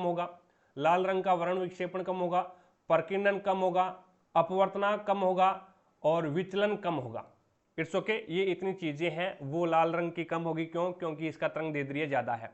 इसने क्या बोला है? बैंगनी रंग घटक का विचलन न्यूनतम होता है। तो विचलन बैंगनी रंग का अधिकतम होता है, क्योंकि बैंगनी रंग का तरंग दैर्ध्य है वो क्या होता है? कम होता है। उसके बाद में ये गलत हो गया भी। उसके बाद में इसने बोला भी कांच में श्वेत प्रकाश के सभी घटकों की चाल है वो समान होती है। तो कांच के अंदर है वो श्वेत प्रकाश के सभी घटक हैं, 7 रंग हैं, उन सभी की चाल है वो समान नहीं होती, अलग अलग होती है। ठीक है, तो यहाँ पे 1 नंबर है वो फॉलो कर रहा है, 1 नंबर है वो फॉलो कर रहा है। तो यहाँ पे लाल रंग का तरंग दैर्ध्य ज्यादा होता है, जिसके कारण है वो इसका अपवर्तनांक न्यूनतम होता है, प्रकीर्णन न्यूनतम होता है और जो मानक विचलन है ये भी क्या होता है? न्यूनतम होता है। It's okay. आगे चलते हुए नेक्स्ट देखिएगा। नेक्स्ट 45 नंबर क्वेश्चन देखो। अभी 45 नंबर क्वेश्चन है, भारतीय संविधान में 11वें मौलिक कर्तव्य को किस वर्ष जोड़ा गया था? तो ये 2002। और संविधान संशोधन कौन सा है? तो 86वें संविधान संशोधन के अंतर्गत जोड़ा गया था और इसी में 21A को लागू किया गया था अभी। ठीक है, आगे चलते हुए नेक्स्ट आपके सामने है अगला क्वेश्चन। 46 नंबर क्वेश्चन आपके सामने है ट्रिग्नोमेट्री का। अब देखिएगा 46 नंबर क्वेश्चन सरल करना है, ट्रिग्नोमेट्री का क्वेश्चन है। ऐसा क्वेश्चन अपन पहले वाले मॉडल पेपर में भी कर चुके हैं। अब इसमें क्या करना होता है, जो अंश ऊपर वाला होता है, हर नीचे वाला, हर का विपरीत साइन लेके अंश व हर को सेम नंबर से मल्टीप्लाई करते हैं। तो एक बार मैंने रूट को आगे बढ़ा लिया, यहीं पे कर देते हैं। तो ये हो जाएगा 1 प्लस में साइन थीटा और यहाँ पे हो जाएगा 1 प्लस में साइन थीटा, यानी नीचे माइनस का है तो प्लस का कर दिया, 1 प्लस में साइन थीटा, 1 प्लस में साइन थीटा, अंश व हर को मल्टीप्लाई कर दिया। तो ये रिजल्ट क्या आ जाएगा? ऊपर तो सेम सेम है, तो ये बन जाएगा 1 प्लस में साइन थीटा का होल स्क्वायर और नीचे आ जाएगा 1 माइनस में साइन थीटा और 1 प्लस में साइन थीटा। तो ये बन जाएगा आपके पास में 1 माइनस में sine theta, a plus B, a minus B क्या होता है? a स्क्वायर माइनस में b स्क्वायर होता है। एक बार माइनस में, एक बार प्लस में, a स्क्वायर माइनस में b स्क्वायर, एक का स्क्वायर एक ही होता है। तो 1 माइनस में ये बन जाएगा आपके पास में साइन स्क्वायर थीटा। 1 माइनस में साइन स्क्वायर थीटा, ये पहली सर्वसमीका से क्या बन जाएगा? Cos square theta. तो इसको लिखेंगे रूट के अंदर 1 प्लस साइन थीटा, एक बार होल स्क्वायर लगाएंगे और 1 माइनस में sine square theta is equal to होता है कॉस स्क्वायर थीटा। तो मैंने यहाँ पे कॉस थीटा लगा दिया, इस पूरे का मैं होल स्क्वायर लगा दूं, ऊपर भी स्क्वायर है नीचे भी स्क्वायर है, पूरे का होल स्क्वायर लगा दिया। इस स्क्वायर से ये रूट कैंसिल हो जाएगा। तो 1 प्लस में साइन थीटा भाग में कॉस थीटा है। अब अलग अलग में भाग करेंगे तो 1 बटा कॉस थीटा और साइन में अलग करेंगे तो ये हो जाएगा साइन थीटा बटे कॉस थीटा। 1 बटा कॉस थीटा तो हो जाएगा सेक थीटा, प्लस में साइन बटा कॉस हो जाएगा टेन थीटा। तो इसका जो राइट आंसर होगा वो ऑप्शन नंबर 2 राइट हो जाएगा। इस प्रकार से इस क्वेश्चन को करते हैं। अब चलते हैं नेक्स्ट क्वेश्चन की तरफ। 47 नंबर क्वेश्चन देखो भी आपके सामने है, ये बढ़िया वाला क्वेश्चन है। उस समष्टि भुज का क्षेत्रफल ज्ञात कीजिए जिसकी भुजा का माप है वो 6 सेंटीमीटर है। तो इसका फॉर्मूला होता है, वो फॉर्मूला आप ध्यान में रखना। फॉर्मूला होता है 3√3 अपॉन में 2 इंटू भुजा स्क्वायर इंटू भुजा स्क्वायर में ए लिख दूँ भाई, ए की स्क्वायर। तो यहाँ पे भुजा की माप कितनी है? 6 है। तो 3√3 अपॉन में 2 इंटू 6 की पावर 2, तो इसकी हो जाएगी 36, यानी 6 का स्क्वायर 36 होता है। तो 2 एकम 2 और 18 2 36, 18 3 54, 54√3 आपका इसमें राइट आंसर हो जाएगा। तो यहाँ पे 4 नंबर ऑप्शन है वो आपका राइट आंसर हो जाएगा।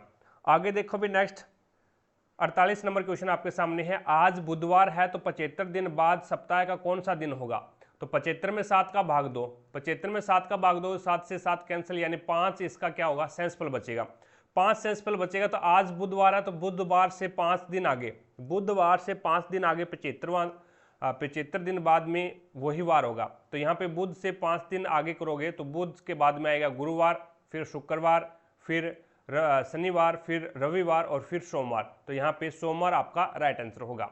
आगे देखो भी नेक्स्ट आपके सामने है 49 नंबर क्वेश्चन है। 6 मेंढक है P, Q, R, S, T और U एक वर्ताकार तालाब के प्रीत केंद्र की ओर मुख करके 6 मेंढक बैठे हुए हैं भी, ठीक है। 1 2 3 4 6 3 4 5 और 6। अब यहाँ पे देखो भी T है ना, वो S के बाईं और दूसरे स्थान पर बैठा है। S के बाईं और दूसरे स्थान पर बैठा है, तो ये S रह गया और S के बाईं और दूसरे स्थान पर यहाँ पे T आ गया। T S के बाईं और दूसरे स्थान पर बैठा है। P है वो U के दाईं और दूसरे स्थान पर बैठा है। एक बार इसको रहने दो। अब इसने क्या बोला है, P Q के दाईं और तीसरे स्थान पर बैठा है, इसको भी एक बार रहने दो। अब इसने बोला है Q है ना, वो Q और S के बीच में केवल 2 मेंढक बैठे हैं, तो Q और S, तो Q यहाँ पे आएगा, फिर Q यहाँ पे आएगा, तो उन दोनों के बीच में क्या है, 2 मेंढक बैठे हैं भी, 2 इधर बैठे हैं और 2 इधर बैठे हैं। अब वापस आ जाओ, वापस ये क्या बोलता है, P है वो Q के दाईं और तीसरे स्थान पर बैठा है। P है ना वो Q के दाईं ओर, तो Q का दायां कौन सा हो जाएगा, Q का दायां ये होगा, और Q के दाईं और तीसरे स्थान पर कौन बैठा है, P Q के दाईं और तीसरे स्थान पर नहीं बैठा है, ये बोला है इसने। P है ना वो Q के दाईं और तीसरे स्थान पर नहीं बैठा है, ठीक है। अब इसने बोला P है वो U के दाईं और दूसरे स्थान पर है। U के दाईं और दूसरे स्थान पर है। अगर मैं U को यहाँ रखूंगा तो दायां दूसरा स्थान पे यहाँ पे P आ जाएगा, ठीक है भाई। पहला S हो गया और दूसरा P हो गया। अब इसने क्या बोला है, Q और S के बीच में 2 मेंढक बैठे हैं, ठीक है। तो एक कैंडिडेट रह गया, कौन सा रह गया अभी वो देखिएगा, यहाँ पे U आ गया, Q आ गया, R रह गया, ये रह गया R। तो P के दाईं और ठीक बगल में कौन बैठा है, तो P ये रहा और उसका दायां ये होता है, ठीक बगल में R बैठा है, यानी 4 नंबर ऑप्शन आपका राइट आंसर होगा। आगे देखो भाई 50 नंबर क्वेश्चन आपके सामने है। 50 नंबर क्वेश्चन में है 24, 28, 35, 48 और 73, इनके बीच में 4 का अंतर है। यहाँ पे देखो भी कितने का अंतर आ रहा है, तो यहाँ पे 7 का अंतर आ रहा है। यहाँ पे देखिएगा कितने का अंतर आ रहा है, तो ये 5 और 3 8 और 1 13 का अंतर आ रहा है। और यहाँ पे देखो भी ये 73 है, कितने का अंतर आ रहा है, तो 8 और 5 13 और यहाँ पे आ रहा है 25 का अंतर आ रहा है, ठीक है भाई। अब देखो यहाँ पे 4 को 2 से गुणा करो और माइनस कर दो 1, ये इसका अंतर आगे वाला आ रहा है। 7 को 2 से गुणा करो और माइनस कर दो 1, तो ये आगे वाला अंतर आ रहा है। 13 को 2 से गुणा करो माइनस कर दो 1, आगे वाला अंतर आ रहा है। और 25 को 2 से गुणा करो और माइनस कर दो 1, 25 2 50 और 50 में से 1 घटाओगे तो यहाँ पे 49। अब इसमें 49 ऐड कर दो, 9 और 3 12, 1 और 7 और 4 12, 7 और 4 11, 11 और 1 12, तो यानी 122 आ जाएगा। 122 इसका राइट आंसर होगा। आगे देखो भी नेक्स्ट 51 नंबर क्वेश्चन आपके सामने है। इसने बोला है भी किसी वस्तु का क्रय मूल्य है वो अंकित मूल्य से अंकित मूल्य के 64% के बराबर है। 4% की छूट देने के बाद प्रतिशत लाभ, तो मैंने अंकित मूल्य माना है 100 रुपये। अंकित मूल्य 100 रुपये माना है, तो अंकित मूल्य के 64% के बराबर क्या है, क्रय मूल्य है। तो 100 का 64% 64 ही होता है, तो यहाँ पे क्रय मूल्य कितना आ गया, 64 रुपये आ गया।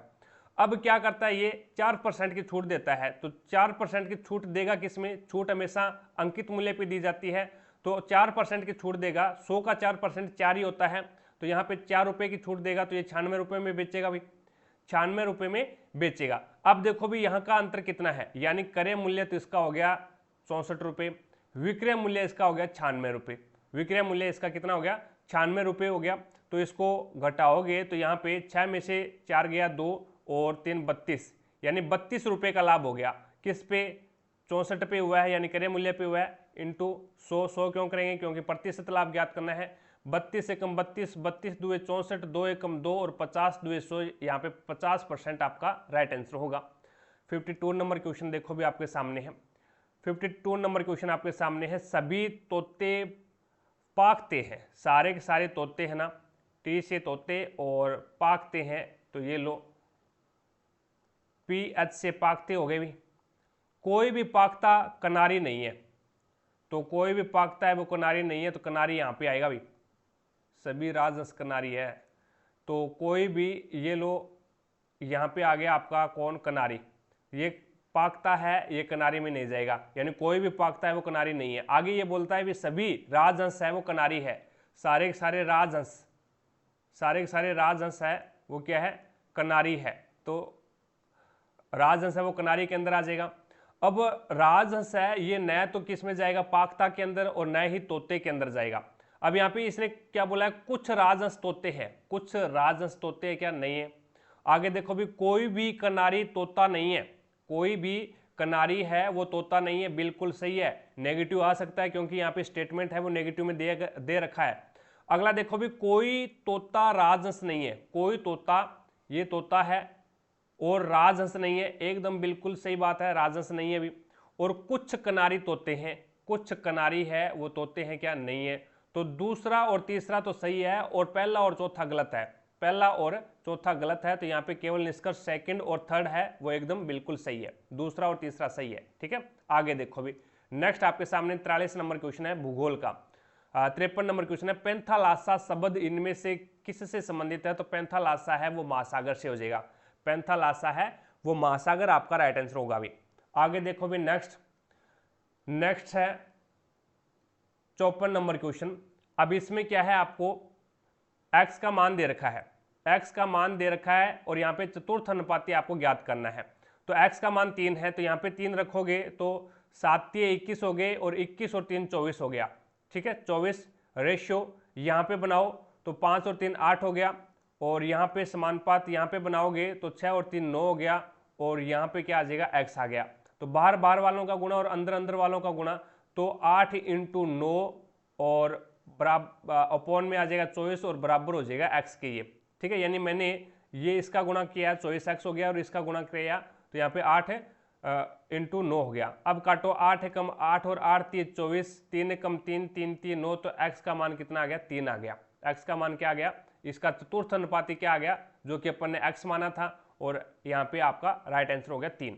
आगे देखो भी, नेक्स्ट आपके सामने क्या है, वह समांतर चतुर्भुज जिसकी सभी भुजाएं समान हो, वह समांतर चतुर्भुज जिसकी सभी भुजाएं समान हो और विकर्ण क्या हो, असमान हो, तो क्या कहलाता है भी, सभी भुजाएं समान होनी चाहिए, तो समचतुर्भुज कहलाएगा। क्या कहलाएगा, समचतुर्भुज कहलाएगा। 2 नंबर ऑप्शन आपका राइट आंसर होगा भी, ठीक है। यहाँ पे वर्ग की क्या होते हैं, सभी भुजाएं समान होती है, लेकिन इसके वर्ग हैं जो इसके विकर्ण है वो भी समान होते हैं। आयत के आमने सामने की भुजाएं समान होती है, तो ये भी नहीं होगा।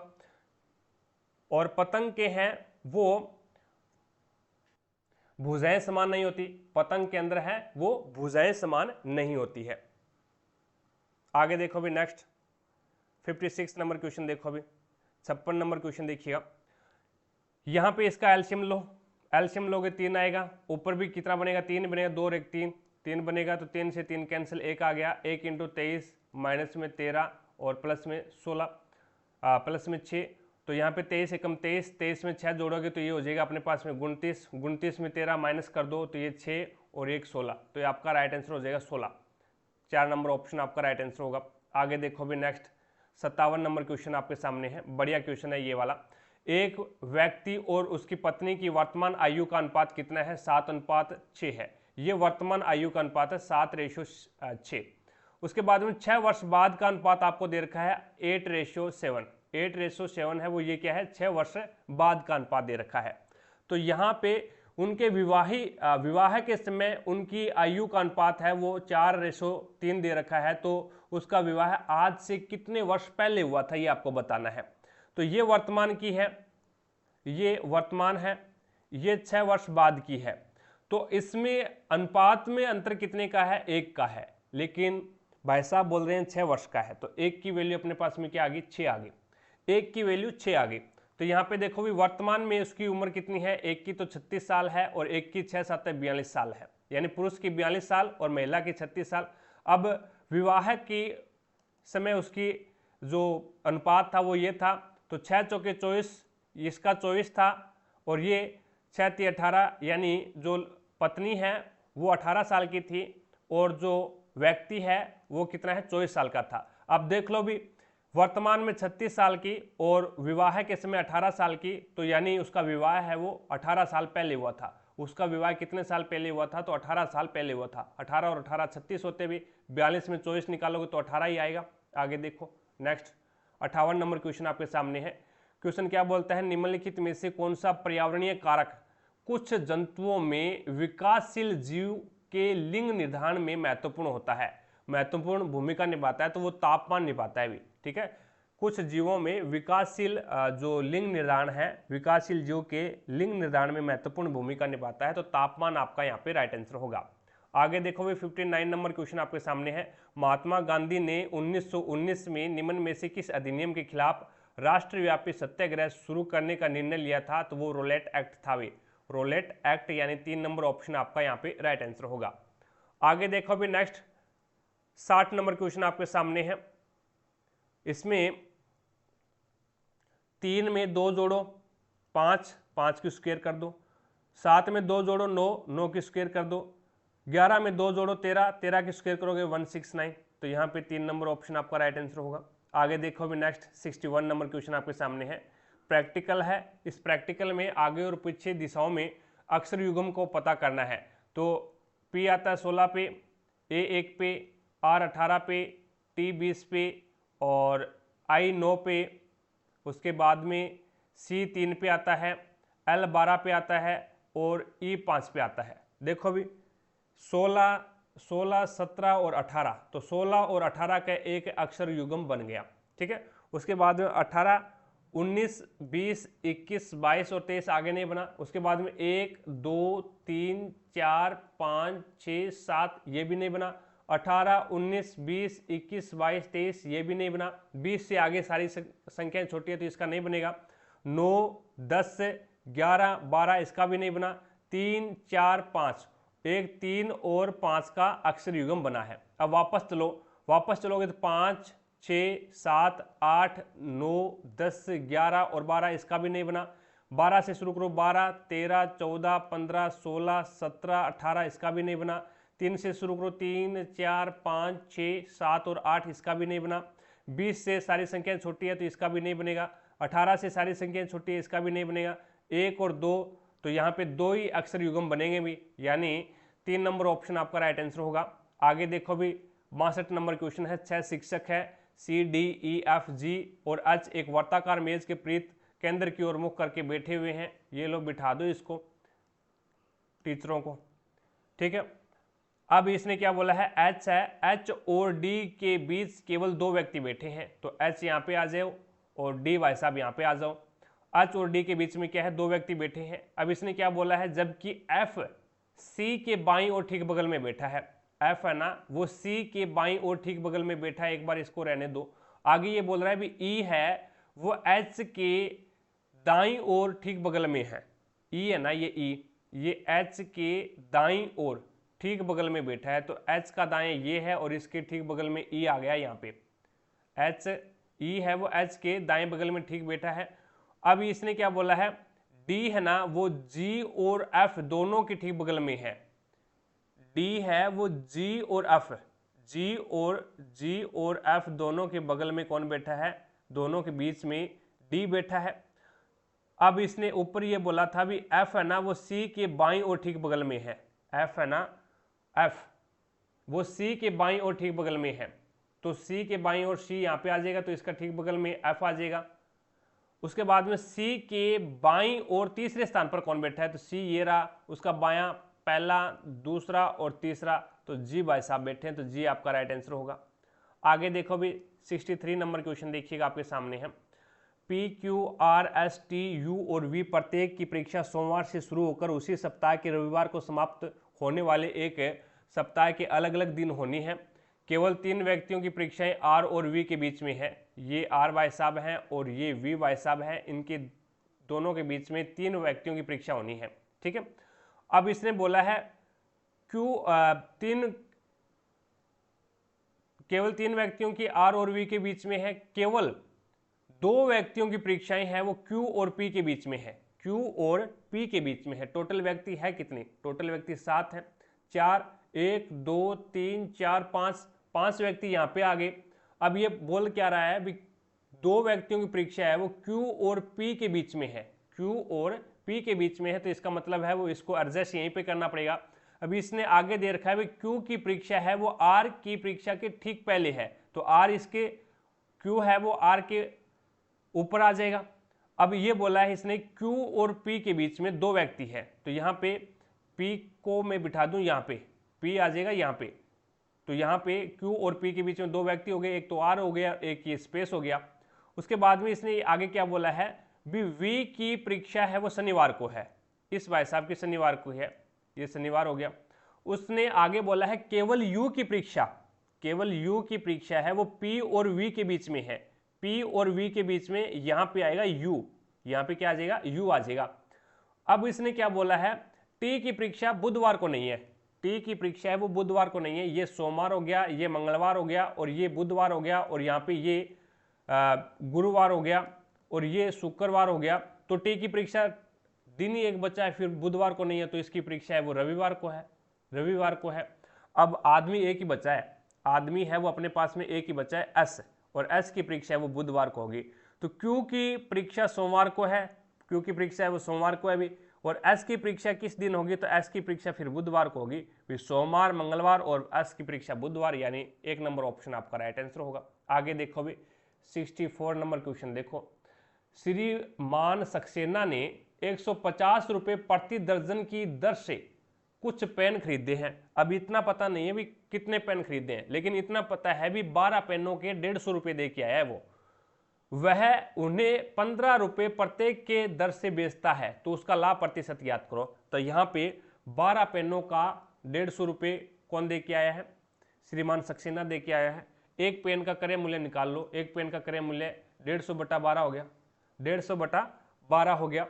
अब यहाँ पे एक पेन का क्रय मूल्य कितना है, विक्रय मूल्य कितना है 15 रुपये है, और क्रय मूल्य कितना हो गया इसका 150 हो गया, तो लाभ कितने का हुआ, तो लाभ 15 माइनस में 150 बटे 12, 12 अपने पास में क्या आ गया एलसीएम आ गया, 12 5 60 6, 12 कम 12 और 6 18, यानी 180 में से 150 निकाल दो तो उसका लाभ कितना आ जाएगा 30 बटे 12 इसका लाभ आ गया, 30 बटे 12 इसका लाभ आ गया।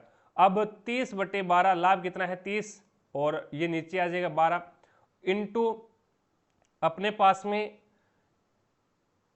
100 क्यों करेंगे, क्योंकि अपने को लाभ प्रतिशत निकालना है, और अपॉन में नीचे क्या करेंगे, यहाँ पे अपने पास में उसका क्रय मूल्य कितना है, यानी भाई लाभ प्रतिशत हानि प्रतिशत है वो क्रय मूल्य पे निकलती है। तो एक पेन का अपन ने क्रय मूल्य 150 बटे 12 किया था, ये 150, और यहाँ पे नीचे 12 आएगा वो ऊपर चला जाएगा, तो ये ऊपर 12 आ गया, तो 12 से 12 कैंसिल, 0 से 0 कैंसिल, 3 कम 3, 3 5 15, 5 से 5 20 5 100, तो यहाँ पे 20% इसका लाभ आ गया, 20% है वो लाभ आ गया। आगे देखो नेक्स्ट 65 नंबर क्वेश्चन है, ये रहा। इसमें बोला है पहली शर्त है यदि पहला तत्व एक प्रतीक है, ठीक है, और अंतिम तत्व एक संख्या है, तो अंतिम भी एक प्रतीक है, तो पहली शर्त मान्य नहीं है। दूसरी देखो यदि पहला तत्व एक विषम है, नहीं। तीसरा देखो भी यदि दूसरा और तीसरा तत्व दोनों या तो संख्या है या फिर प्रतीक है, तो दोनों प्रतीक है, तो तीसरे तत्व को दूसरे तत्व के कुट में आपको लिखना है, तो ये तीसरी फॉलो हो रही है। तो प्रतिशत को क्या लिखा है L, प्लस को क्या लिखेगा P, और P से डिनोट करना है तीसरे को भी, यानी तीसरे को क्या करना है तीसरे तत्व को दूसरे तत्व के रूप में लिखना है, दूसरे तत्व का कुट लिखना है, तो लिख दिया। उसके बाद में लेस देन को क्या लिख रहा है, लेस देन को H लिख रहा है, और 2 को क्या लिखेगा M, 5 को क्या लिखेगा B, और इक्वल को क्या लिखेगा J। तो आपके पास में ये आंसर हो जाएगा L डबल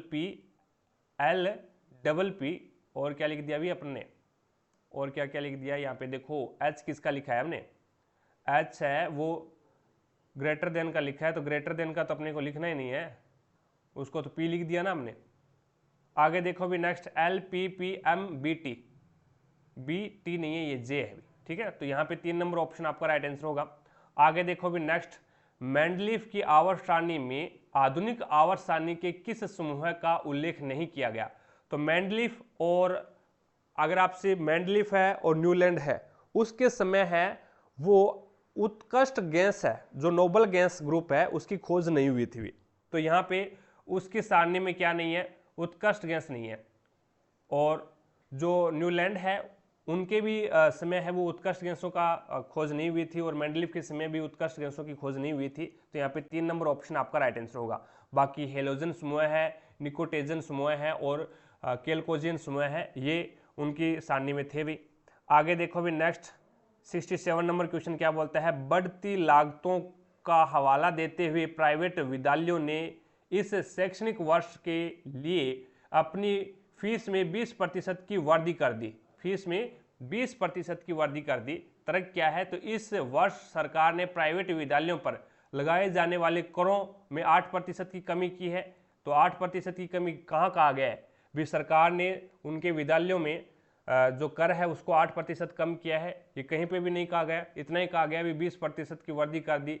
आगे देखो भी अगला क्या है, शिक्षक संघ प्राइवेट विद्यालयों के वेतन में 15% की कटौती के फैसले के खिलाफ विरोध प्रदर्शन कर रहे हैं। तो ये भी इसमें नहीं कहा गया, तो ये भी गलत है। तो दोनों तर्क है, फर्स्ट और सेकंड दोनों है वो समर्थन नहीं कर रहे हैं, यानी 2 नंबर ऑप्शन आपका राइट आंसर होगा। आगे देखो भी नेक्स्ट 68 नंबर क्वेश्चन है। इसमें बताना है भी कौन सा सत्य है, ये आपको बताना है। तो क्या पी जे से बड़ा है, क्या जे से के बड़ा है, के से एल बड़ा है और एल से पी बड़ा है, तो हम कह सकते हैं पी है वो जे से बड़ा है। तो 1 नंबर ऑप्शन आपका हो जाएगा। आगे देखो साथ साथ में क्लास को लाइक करते रहिएगा भी, जिसने भी क्लास को लाइक नहीं किया है तो एक बार क्लास को लाइक जरूर करें ताकि हमारा भी मोटिवेशन बना रहे भी। और चैनल पर अगर आप नए हैं तो चैनल को सब्सक्राइब कर लेना, पास में लगे बेल आइकन को जरूर दबा लेना, ताकि अपन जैसे ही नेक्स्ट वीडियो लेके आए तो उसका नोटिफिकेशन सबसे पहले आपके पास पहुंचे और आप तुरंत उसका लाभ उठा सको। It's okay. तो 13 क्लासें अपनी हो चुकी है, 13 पेपर है वो अपन ने सोल्व कर लिया है। ये अपना 14 नंबर पेपर है भी, 14 नंबर पेपर है और टोटल 99 पेपर हुए थे और 99 के 99 अपन पेपर कवर करने वाले हैं। ठीक है, तो चैनल को सब्सक्राइब करके पास में लगे बेल आइकन को जरूर दबा लें, ताकि जैसे ही नेक्स्ट वीडियो डालेंगे तो उसका नोटिफिकेशन सबसे पहले आपके पास पहुंचे और आप तुरंत उसका लाभ उठा सको। और ज़्यादा से ज़्यादा शेयर किया करो अपने सभी व्हाट्सएप ग्रुपों में, सभी दोस्तों के साथ में, ताकि सभी दोस्तों को पता लगे भी ग्रुप डी में किस टाइप के क्वेश्चन आ रहे हैं। It's okay. आगे देखो भी अगला क्वेश्चन है, 8 को 67 लिखा, 10 को 103 लिखा, 17 को क्या लिखेगा। तो 8 की स्क्वायर होती है 64, 64 में 3 जोड़ दिया 67। 100 की स्क्वायर होती है 10 की स्क्वायर होती है 100, 3 जोड़ दिया 103। और 17 की स्क्वायर होती है 289, 3 जोड़ोगे तो ये 292 हो जाएगा। कितना हो जाएगा 292। तो यहाँ पे 4 नंबर ऑप्शन आपका राइट आंसर होगा। आगे देखो भी नेक्स्ट 70 नंबर क्वेश्चन आपके सामने है। ये बोलता है भारत का कौन सा माइक्रो फाइनेंस संस्थान केवल स्वर्ण आभूषणों पर ऋण प्रदान करता है और विदेशी मुद्रा विनिमय सेवा, धन अंतरण सेवाएं, धन प्रबंधन सेवाएं, यात्रा एवं पर्यटन सेवाएं प्रदान करता है। तो वो मुथूट फाइनेंस लिमिटेड करता है, यानी 2 नंबर ऑप्शन है वो आपका यहाँ पे राइट आंसर होगा। आगे देखो भी नेक्स्ट 71 नंबर क्वेश्चन है, महेंद्रगिरी की पहाड़ी किस राज्य में स्थित है। तो ये ओडिशा में हो जाएगी और ऊंचाई कितनी है 1501 मीटर।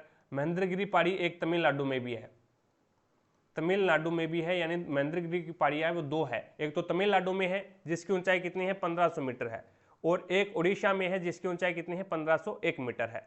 आगे देखो भी नेक्स्ट अगला क्वेश्चन देखिएगा, 72 नंबर क्वेश्चन है, अटल इनोवेशन मिशन और नीति आयोग ने किसके सहयोग से कम्युनिटी इनोवेस्टर फेलोशिप लॉन्च की है, जो विज्ञान में महिलाओं और लड़कियों के अंतर्राष्ट्रीय दिवस को चिन्हित करती है। तो वो संयुक्त राष्ट्र विकास कार्यक्रम यूएनडीपी ने संयुक्त राष्ट्र विकास कार्यक्रम के सहयोग से की है भी। ठीक है, आगे देखो भी नेक्स्ट 73 नंबर क्वेश्चन है, जून 2022 तक भारत में कितने भाषा विश्वविद्यालय स्थित थे। तो 6 थे भी, जून 2022 तक भाषा विश्वविद्यालय 6। आगे देखो भी 74 नंबर क्वेश्चन में क्या बोला गया है, कितनी लड़कियां मनोविज्ञान को दर्शाती है। यहाँ पे पी क्या दर्शा रहा है, लड़के दर्शा रहा है, तो लड़के वाले में नहीं आना चाहिए, लड़के वाले में नहीं आना चाहिए। कितनी लड़कियां हैं वो मनोविज्ञान की विद्यार्थी है, कितनी लड़कियां मनोविज्ञान की विद्यार्थी है, पी वाला नहीं आना चाहिए। तो यहाँ पे ये रहा, ये क्या है, पी वाले को काट करके ये रहा, और ये कितनी है संख्या कितनी है 16। ये 16 संख्या भी शायद आपको दिखाई नहीं दे रही होगी, ये 16 संख्या है जो ऐसी है लड़कियों वाला मनोविज्ञान और विद्यार्थी को काट रही है। ठीक है, तो कितनी लड़कियां हैं, तो 16 लड़कियां ऐसी है जो मनोविज्ञान की विद्यार्थी है। आगे देखो भी इसमें लिखा गया है, आर विद्यार्थी को दर्शाता है, डब्ल्यू लड़कियों को, जेड मनोविज्ञान को और पी लड़कों को। नेक्स्ट देखिएगा, अगला क्वेश्चन है 75 नंबर क्वेश्चन, बढ़िया क्वेश्चन है। त्रिभुज ABC और त्रिभुज DEF क्या है, समरूप है। ये क्या है, समरूप है। समरूप त्रिभुजों की संगत भुजाओं का अनुपात क्या होता है, बराबर होता है भी। तो ये है ABC और एक त्रिभुज ये बन गया, एक त्रिभुज है वो ये बन गया, यानी DEF ये बन गया। ये दोनों त्रिभुज क्या है, समरूप है।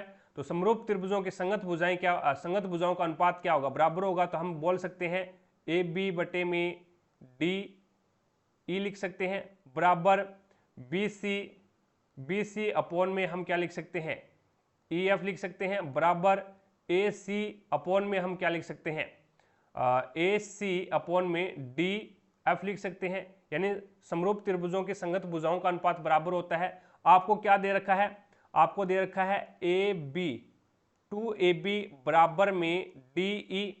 इस DE को AB के अनुपात नीचे लेके आऊंगा तो अपने पास में ये बन जाएगा, यहाँ पे 2 गुना में है, इसके नीचे 1 मान लूँ मैं, तो ये अपने पास में इस प्रकार से बन जाएगा भी, जैसे ये आ जाएगा, यानी अनुपात बनेगा ये बन जाएगा अपने पास में AB अनुपात DE, AB अनुपात DE। तो ये अपने पास में क्या बनेगा, 1:2 बन जाएगा, 1:2 बन जाएगा। तो कहने का मतलब क्या है, कहने का मतलब ये है बी अपने पास में BC कितना दे रखा है, 8 दे रखा है। BC अपने को क्या दे रखा है, 8 दे रखा है। तो इसको उठा लो भी, इसको उठा लो, यानी AB अनुपात DC यानी 1/2 होना चाहिए। तो ये भी क्या होना चाहिए, 1/2 होना चाहिए। नीचे वाले जो भुजाएं हैं ये भी 1/2 होनी चाहिए।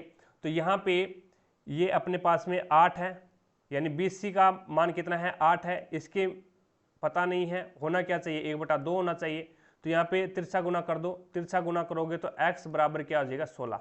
x बराबर क्या हो जाएगा, 16। तो यहाँ पे ये क्या है, 16 है। तो यहाँ पे 3 नंबर ऑप्शन आपका राइट आंसर होगा। अब देखो, इतनी झंझट करने की जरूरत नहीं है, आपको याद होना चाहिए समरूप त्रिभुजों की संगत भुजाओं का अनुपात है वो बराबर होता है। अगर ये 2 है, यानी ये क्या थी, यहाँ पे देखो भी 2AB बराबर क्या है, DE है। 2AB बराबर क्या है, DE है। यानी DE को क्या किया है, DE के बराबर करने के लिए यहाँ पे AB को 2 से गुणा किया है, AB को 2 से गुणा किया है, तब जाकर के ये क्या है, बराबर हुई है। तो यहाँ पे EF की जगह ऐसी कौन सी संख्या लेके आए कि यहाँ पे BC को 2 से गुणा करने पर आ जाए, BC को 2 से गुणा करें तो बराबर हो जाए। तो इसको मैं क्या है, 16 लेके आऊँगा, तब क्या है, BC को 2 से गुणा करूंगा तो ये बराबर हो जाएगी।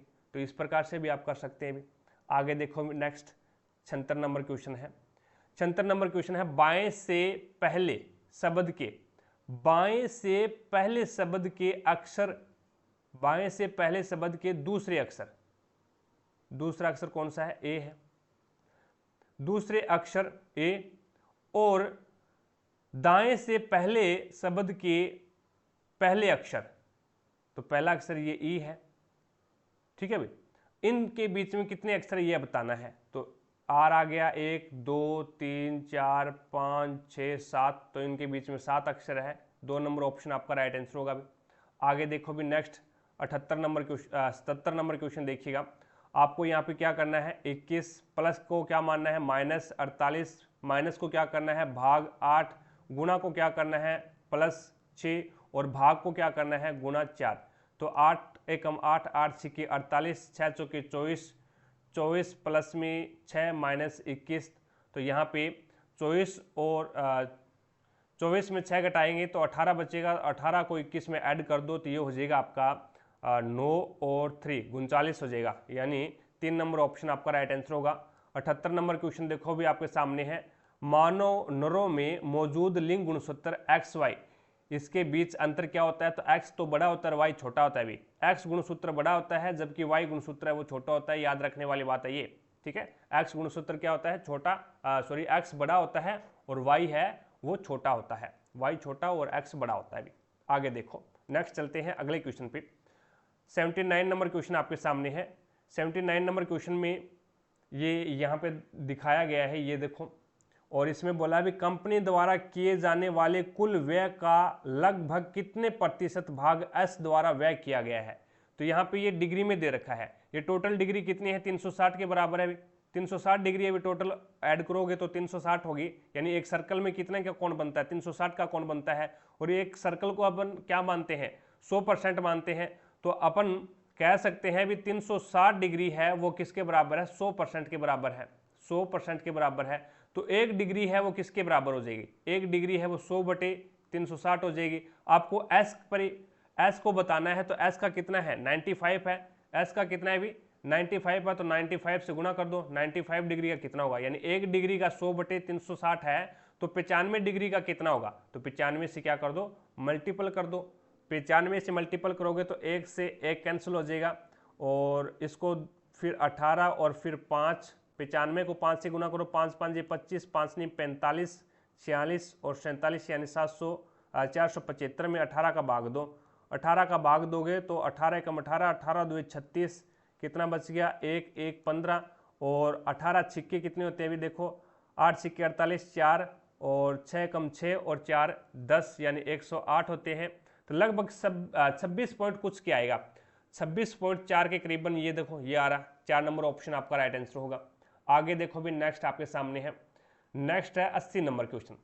अब 80 नंबर क्वेश्चन को आप ऑप्शन के हिसाब से भी कट कर सकते हैं भी।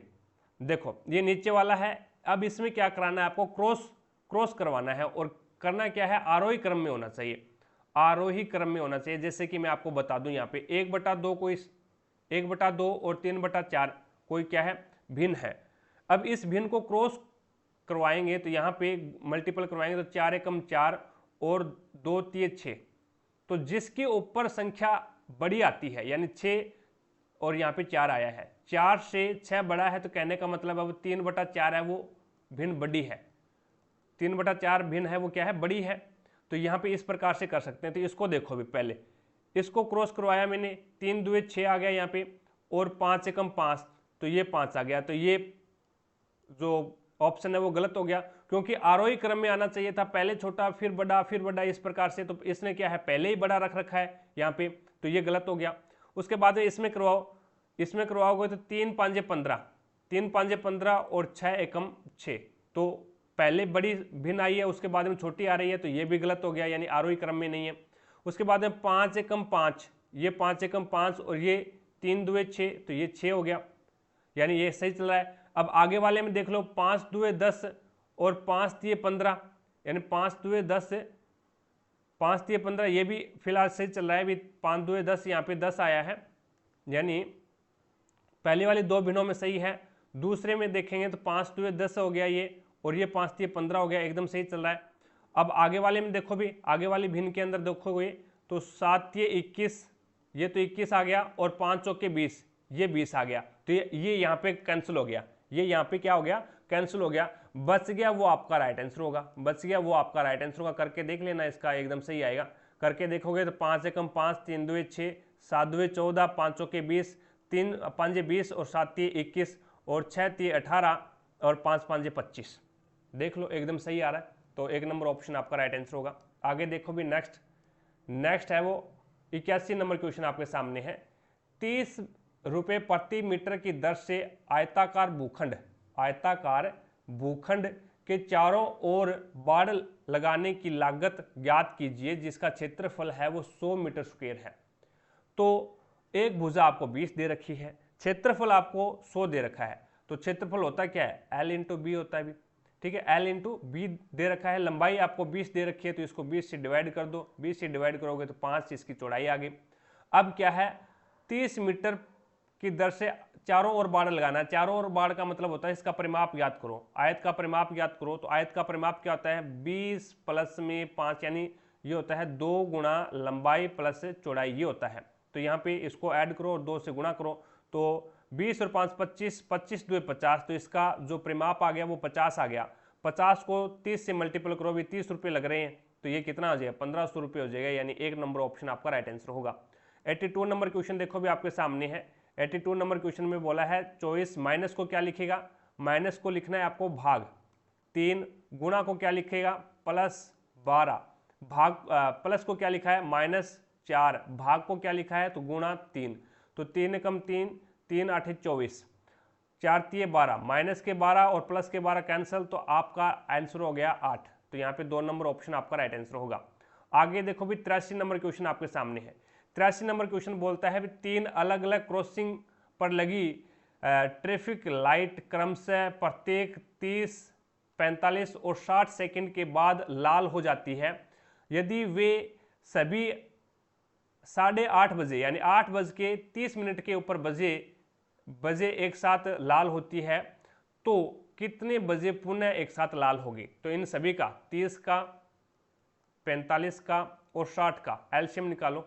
सभी का एलसीएम लेना है, तो सभी का एलसीएम लोगे तो 180 आएगा। 180 सेकंड, 180 सेकंड को मैं क्या लिख सकता हूँ 3 मिनट। 3 मिनट यानी 8:30 के ऊपर वो एक साथ लाल हुई थी, तो 3 मिनट के बाद में यानी 8:33 के ऊपर वो दोबारा लाल होगी। तो यहाँ पे 1 नंबर ऑप्शन आपका राइट आंसर होगा। आगे देखो भी नेक्स्ट आपके सामने है 84 नंबर क्वेश्चन है। 84 नंबर क्वेश्चन बढ़िया क्वेश्चन है। अब इसमें क्या है जी, फिर आएगा क्यू, फिर आएगा ए, यहाँ पे तो ये आएगा भी नहीं है। इसको थोड़ा सा जूम करके मैं आपको दिखा देता हूँ। ये लीजिए, अब शायद आपको एकदम बढ़िया तरीके से दिख रहा होगा अभी, ठीक है। अब देखो यहाँ पे जी है, यहाँ पे क्या है, यहाँ पे जी है, यहाँ पे क्यू है, यहाँ पे ए है, यहाँ पे टी है, यहाँ पे एन है, जी टी ये आ रहा है। तो यहाँ पे क्या है जी के बाद में टी आ रहा है, फिर आ रहा है क्यू, तो ये क्यू जो का त्यों ही रहेगा भाई। ये क्यू है वो चेंज नहीं होगा। यहाँ पे देख लो क्यू आ रहा है, उसके बाद में यहाँ पे क्या आ रहा है, क्यू के जस्ट बाद एन आ रहा है, और यहाँ पे क्या आ रहा है डी आ रहा है, बाद में लास्ट में क्या आ रहा है एन के बाद में डी आ रहा है। तो यानी एन भी यहाँ पे क्या रहेगा, जो का त्यों ही रहेगा, एन चेंज नहीं होगा। तो यहाँ पे डी आ रहा है और यहाँ पे एन आ रहा है, सॉरी यहाँ पे ए आ रहा है, तो ए क्या हो रहा है चेंज हो रहा है, ए क्या हो रहा है चेंज हो रहा है। तो यहाँ पे टी आएगा और क्यू है, उसके बाद में एन ही आएगा, ठीक है। यानी G T Q N A, ये एक बन गया। इसके बाद में जी टी और जी टी यहाँ पे आ जाएगा क्यू और एन, और उसके बाद में यहाँ पे बी आएगा बी, ठीक है। ये देखो ए, यहाँ पे डी है लास्ट के अंदर, तो ये चेंज हो रहे हैं तभी डी आया यहाँ पे, बाकी कोई चेंज नहीं हो रहा। तो यहाँ पे क्यू आ गया, यहाँ पे बी आ गया, फिर G T Q N C आ जाएगा, फिर जी टी ये आ जाएगा, ठीक है। तो यहाँ पे अपने पास में टी आ गया, उसके बाद में एन आ गया, उसके बाद में जी आ गया, फिर क्यू आ गया, फिर बी आ गया, फिर सी आ गया, फिर टी आ गया। ये आपका राइट आंसर होगा T N G Q B C T. तो 3 नंबर ऑप्शन है वो आपका यहाँ पे राइट आंसर होगा, ठीक है। आगे चलते हैं नेक्स्ट क्वेश्चन पे। अगला क्वेश्चन देखो 85 नंबर क्वेश्चन आपके सामने है। 85 नंबर क्वेश्चन है, जब किसी विद्युत उपकरण के टर्मिनलों पर 50 वोल्ट का विभवांतर आरोपित किया जाता है तो उसमें 5 एम्पीयर की धारा प्रवाहित होती है। तो यदि विभवांतर को बढ़ाकर के 110 वोल्ट कर दिया जाए तो उपकरण द्वारा ली जाने वाली धारा कितनी होगी। यानी 50 वोल्ट का विभवांतर उत्पन्न करेंगे तो 5 एम्पीयर की धारा प्रवाहित करानी पड़ेगी। अगर 1 वोल्ट का विभवांतर उत्पन्न करेंगे तो कितना, तो 1/50, 1/50। आपको ज्ञात क्या करना है 110 का, तो इंटू कर दो 110 से। तो यहाँ पे 0 से 0 कैंसिल, 5 से 5 कैंसिल, तो यहाँ पे 11 एम्पियर आपको धारा देनी पड़ेगी, तभी जाकर के वो इतना होगा, यानी 110 वोल्ट का विभवांतर होगा। 4 नंबर ऑप्शन आपका राइट आंसर होगा। आगे देखो भी नेक्स्ट 86 नंबर क्वेश्चन है, इनमें से कौन सा नियामक निकाय भारत में एकमात्र नोट जारी करने वाला प्राधिकरण है, तो वो आरबीआई करता है। भी नोट जारी कौन करता है, आरबीआई, यानी 2 नंबर ऑप्शन आपका राइट आंसर होगा। आगे देखो भी नेक्स्ट 87 नंबर क्वेश्चन आपके सामने है, कोलकाता में शाही चार्टर द्वारा नगर निगम की स्थापना किस वर्ष की गई थी, तो 1726 में की गई थी। कलकत्ता में एक शाही चार्टर द्वारा नगर निगम की स्थापना है वो कब की गई थी, तो 1726 आपका राइट आंसर होगा, 1726। अगला क्वेश्चन देखो भी आपके सामने है 6, 8, 13, 23 और 40। आगे बताना है क्या होगा। तो यहाँ पे बीच में आया है 2 का अंतर है, यहाँ पे देखो भी 5 का अंतर है, यहाँ पे देखो कितने का अंतर है 10 का अंतर है, यहाँ पे देखिएगा कितने का अंतर आया है, तो ये आ गया 7 का, और उसके बाद में 3 में से 2 जाएगा 1 17 का। अब देखो यहाँ पे अंतर कितने का है, 3 का है, यहाँ पे अंतर 5 का है, यहाँ पे अंतर 7 का है, यहाँ पे अंतर कितने का आएगा, 9 का अंतर आएगा। तो 17 और 10 27, 26 जोड़ दो इसमें, यानी 17 और 9 26 होते हैं, तो 26 जोड़ोगे तो ये आ जाएगा 6 और 6 66, यानी 66 आपका राइट आंसर होगा। अंतर का अंतर निकाल रहा है अभी। आगे देखो अभी नेक्स्ट है आपके सामने 89 नंबर क्वेश्चन। 89 नंबर क्वेश्चन में इसने NECTAR को लिखा है TCVEGP, ये लिखा है। तो देखो अभी 18 और 2 20, और 1 और 2 3, 20 और 2 22, और 3 और 2 5, 5 और 2 7, और 14 और 2 16, यानी 2 2 बढ़ा रहा है, 2 2 बढ़ा रहा है। तो MONKEY, उल्टे से 2 बढ़ा दो तो यहाँ पे आ जाएगा A, और E में 2 बढ़ाओगे यानी 5 में 2 बढ़ाओगे तो 7, 7 पे आएगा G, और 11 में 2 बढ़ाओगे तो M आ जाएगा, और 14 में 2 बढ़ाओगे तो P आ जाएगा, O में 2 बढ़ाओगे तो Q आ जाएगा, और उसके बाद में M में 2 बढ़ाओगे तो O आ जाएगा। तो यहाँ पे इस प्रकार से यानी 3 नंबर ऑप्शन है वो आपका राइट आंसर होगा। आगे देखो भी नेक्स्ट आपके सामने है रासायनिक अभिक्रिया है और उसको संतुलित करना है। संतुलित करना है कहने का मतलब यहाँ पे क्या आएगा, यानी इस x की जगह है वो क्या आएगा ये आपको बताना है। तो देखिएगा यहाँ पे क्या है, 2 तो नाइट्रोजन है, नाइट्रोजन कितनी है 2 है, यहाँ पे भी नाइट्रोजन कितनी है 2 है, यहाँ पे हाइड्रोजन 3, तो हाइड्रोजन के 3 यहाँ पे गुणा में है और 2 ये है, तो हमने गुणा करवाया 2 से, तो यहाँ पे हाइड्रोजन कितने आ गए 6 हाइड्रोजन आ गए, यानी 2 तो ये 6 हाइड्रोजन आ गए, तो 2 यहाँ पे है, तो इसको कितना से गुणा करवाऊं कि यहाँ पे हाइड्रोजन 6 हो जाए, तो 3 से गुणा करवाऊंगा तभी 3 2 6 होगा, तो यहाँ पे x का मान कितना आ जाएगा 3 आ जाएगा आपका। आगे देखो भी 91 नंबर क्वेश्चन देखिएगा, वायुतक कोशिकाएं में पाई जाती है, वायुतक कोशिकाएं में पाई जाती है। तो वायुतक कोशिकाएं हैं वो जो जल के अंदर रहने वाले पौधे होते हैं, जो जल के अंदर रहने वाले पौधे होते हैं उसके अंदर है वो वायुतक कोशिकाएं पाई जाती है। यानी आप कह सकते हैं मृदुतक, मृदुतक होते हैं, मृदुतक के अंदर है वो वायु का अवकाश पाया जाता है। वे मृदुतक जिनके अंदर है वो अत्यधिक वायु का अवकाश पाया जाए, वे मृदुतक जिनके अंदर है वो अत्यधिक वायु का अवकाश पाया जाए, तो वो क्या है, वायु के अवकाश के कारण क्या है वो हल्के होते हैं। वे क्या है, पौधे हैं, वो पौधे के तना है, पत्ती है, वो क्या है हल्की हो जाती है, हल्की होने के कारण क्या है वो पानी के अंदर है वो तैरती रहती है। तो यहाँ पे जो वायुतक कोशिकाएं हैं वो किस में पाई जाएगी, तो वायुतक कोशिकाएं हैं वो जल के जो पौधे होते हैं, जलीय जो पौधे होते हैं उसमें पाई जाती है। तो यहाँ पे जलीय पौधे कौन सा है, जलकुंभी, तो जलकुंभी के अंदर है वो वायुतक कोशिकाएं हो जाएगी। 2 नंबर ऑप्शन आपका राइट आंसर होगा। आगे देखो भी नेक्स्ट आपके सामने है 92 नंबर क्वेश्चन। 92 नंबर क्वेश्चन में इसने क्या बोला है, फ्लेमिंग के दाएं हाथ के नियम के अनुसार दाएं हाथ की तर्जनी और मध्यमा अंगुली क्रमशः होती है, यानी किस दिशाओं को निरूपित करती है। तो जो फ्लेमिंग का दाएं हाथ का जो नियम है उस दाएं हाथ के नियम में तर्जनी अंगुली है, तर्जनी अंगुली चुंबकीय क्षेत्र को दर्शाती है, यानी तर्जनी अंगुली से हमें चुंबकीय क्षेत्र का पता लगता है कि चुंबकीय क्षेत्र किस ओर लग रहा है। उसके बाद में मध्यमा है, जो बीच वाली है वो क्या है, प्रेरित धारा को बताती है, प्रेरित धारा को बताती है। तो तर्जनी से हमें चुंबकीय क्षेत्र का पता लगेगा और मध्यमा है उससे हमें क्या है, प्रेरित धारा का पता लगेगा। तो यहाँ पे 4 नंबर ऑप्शन आपका राइट आंसर होगा। अगला देखो भी 320 मीटर और 380 मीटर की 2 एक्सप्रेस रेलगाड़ियां एक ही समय पर अहमदाबाद से दिल्ली के लिए रवाना होती है। तो इनकी चालें क्रमशः 84 किलोमीटर पर घंटे है और 42 किलोमीटर पर घंटे है। तेज चलने वाली रेलगाड़ी धीमी चलने वाली रेलगाड़ी को कितने सेकंड में पार कर लेगी, तो उसकी सापेक्ष दूरी कितनी हो जाएगी, सापेक्ष दूरी है वो 320 प्लस में 380 हो जाएगी।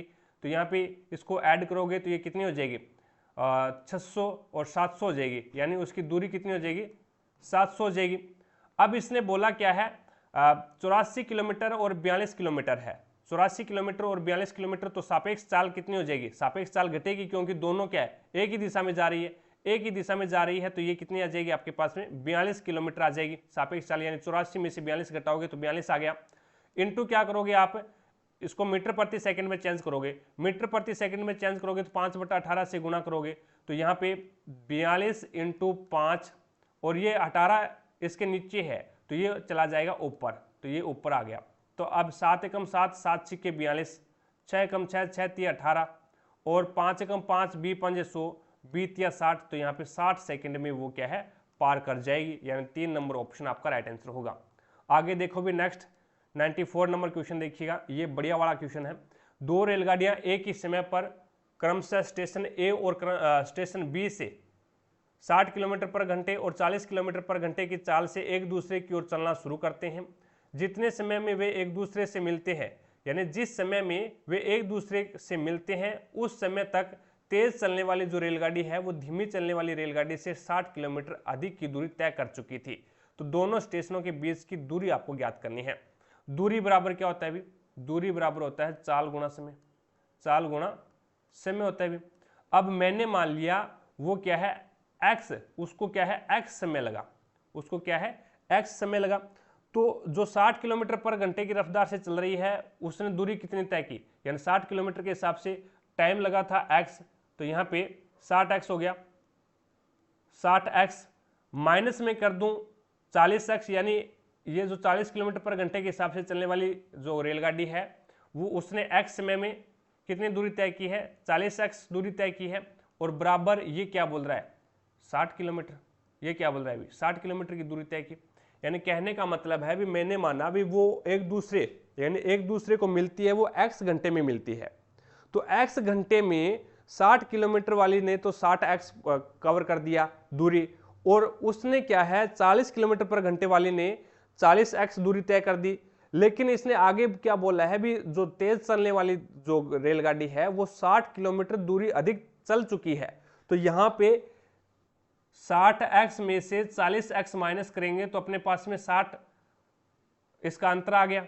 अब यहां पे अपने पास में 20x बराबर में क्या आ गया 60, x की वैल्यू अपने पास में क्या आ गई, x की वैल्यू अपने पास में अपॉन में 20, तो 3 घंटे आ गया।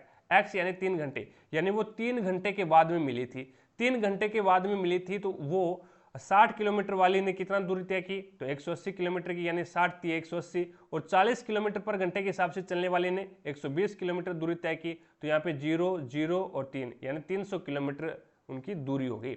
कितनी दूरी होगी 300 किलोमीटर उसके बीच की दूरी, दोनों स्टेशनों के बीच की दूरी हो गई। आगे देखो भी नेक्स्ट 95 नंबर क्वेश्चन देखिएगा।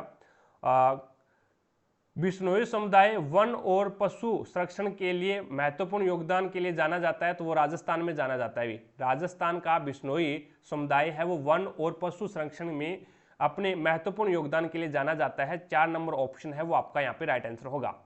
96 नंबर क्वेश्चन देखो भी, इंदिरा गांधी सरकार ने भारतीय रुपए का अवमूल्यन किस वर्ष किया था, तो वो 1966 में किया था। 4 नंबर ऑप्शन आपका राइट आंसर होगा। अगला देखो भी 97 नंबर क्वेश्चन देखिएगा आपके सामने है। 97 नंबर क्वेश्चन ये बोलता है भी किसी भिन्न के अंश में 2 जोड़ दिया जाए और हर में 5 जोड़ दिया जाए तो वो भिन्न 1/2 हो जाती है। तो यहाँ पे देखो मैंने वो भिन्न मान ली x और y मान ली, x बटे y मान ली, तो अंश में 2 जोड़ा है और हर में 5 जोड़ा है, बराबर वो भिन्न क्या हो जाती है 1/2 हो जाती है। तो वज्र गुणा करा दो, वज्र गुणा कराओगे तो 2x प्लस में 4 हो गया और बराबर अपने पास में क्या आ गया y प्लस में 5 हो गया। अब ये y को बराबर से दूसरी साइड में लेके आओगे तो 2x माइनस में y बराबर में 1 हो गया, यानी ये 4 दूसरी साइड में जाएगा तो माइनस का हो जाएगा, तो ये 5 में से 4 जाएगा तो 1 बचेगा। अब दूसरी कंडीशन क्या बोलती है, तो उसी भिन्न में से यानी x प्लस x बटे y में से दोनों में अंश और हर में क्या है 2 ऐड कर दो, तो ये भिन्न क्या बन जाएगी 1/3 बन जाएगी। दोनों में 2 ऐड कर दिया तो वज्र गुणा करवाओगे तो 3x प्लस में 6 बराबर में क्या आएगा y प्लस में 2, तो ये अपने पास में क्या बनेगी, ये अपने पास में बनेगी 3x माइनस में y, ये जो 6 है ये क्या है प्लस का है और दूसरी साइड में जाएगा तो ये माइनस का बन जाएगा, तो अपने पास में माइनस के 4 आ जाएगा, माइनस का क्या आ जाएगा भाई 4 आ जाएगा। अब अपने पास में समीकरण नंबर 1 और ये समीकरण नंबर अपने पास में 2 बन गए। ठीक है, अब देखो अब यहाँ पे समीकरण नंबर 1 और समीकरण नंबर 2 से, समीकरण नंबर 1 और समीकरण नंबर 2 से किस प्रकार से हल करते हैं। समीकरण नंबर 1 है अपने पास में 2x माइनस में y और बराबर में 1 है, और 1 है 3x माइनस में y और बराबर में -4 है। तो यहाँ पे देखिएगा माइनस, यहाँ पे माइनस, यहाँ पे प्लस और यहाँ पे प्लस, तो ये y से y कैंसिल हो गया, यहाँ पे -3 बच गया, और यहाँ पे क्या आ गया, यहाँ पे 5 हो गया, यहाँ पे टोटल कितना हो गया, 5 हो गया। अब ये देखो भी ऊपर अपन ने गलत कर दिया भी, ये यहाँ पे इसने बोला है घटाने का, इसने क्या बोला है, घटाने का बोला है इसमें। देखो भी इसने यहाँ पे कहा है भी हर और अंश दोनों में 2-2 घटाने हैं। अब की बार क्या है, घटाना है, घटाना है तो घटाएंगे अब की बार। देखो भी अब यहाँ पे घटा रहे हैं तो ये माइनस का चिन्ह लग जाएगा। अब क्रॉस मल्टीप्लाई करवाएंगे तो 3x माइनस में 6x माइनस में 6 और बराबर में ये चला जाएगा y माइनस में 2। अब ये क्या है, बराबर से y दूसरी साइड में आएगा तो 3x माइनस में y हो जाएगा, ये माइनस का है दूसरी साइड जाएगा तो प्लस का, तो ये बराबर में 4 हो जाएगा। बराबर में क्या बचेगा भाई, ये प्लस का दूसरी साइड जाएगा तो ये प्लस का माइनस का है तो प्लस का हो जाएगा। अब क्या है, ये समीकरण नंबर 2 बच गई अपने पास में, ये समीकरण नंबर है वो 2 हो गई। अब यहाँ पे देखिएगा, यहाँ पे अपने पास में अब करेंगे अपन,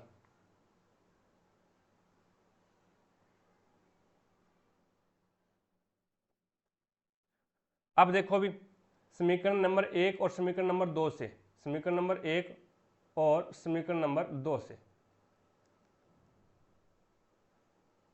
समीकरण नंबर 1 अपने पास में क्या है, 2x माइनस में y बराबर में क्या है, 1 है, और दूसरी समीकरण अपने पास में क्या है, दूसरी समीकरण है वो अपने पास में हो जाएगी 3x माइनस में y और ये हो जाएगा बराबर में 4, बराबर में 4 हो जाएगा।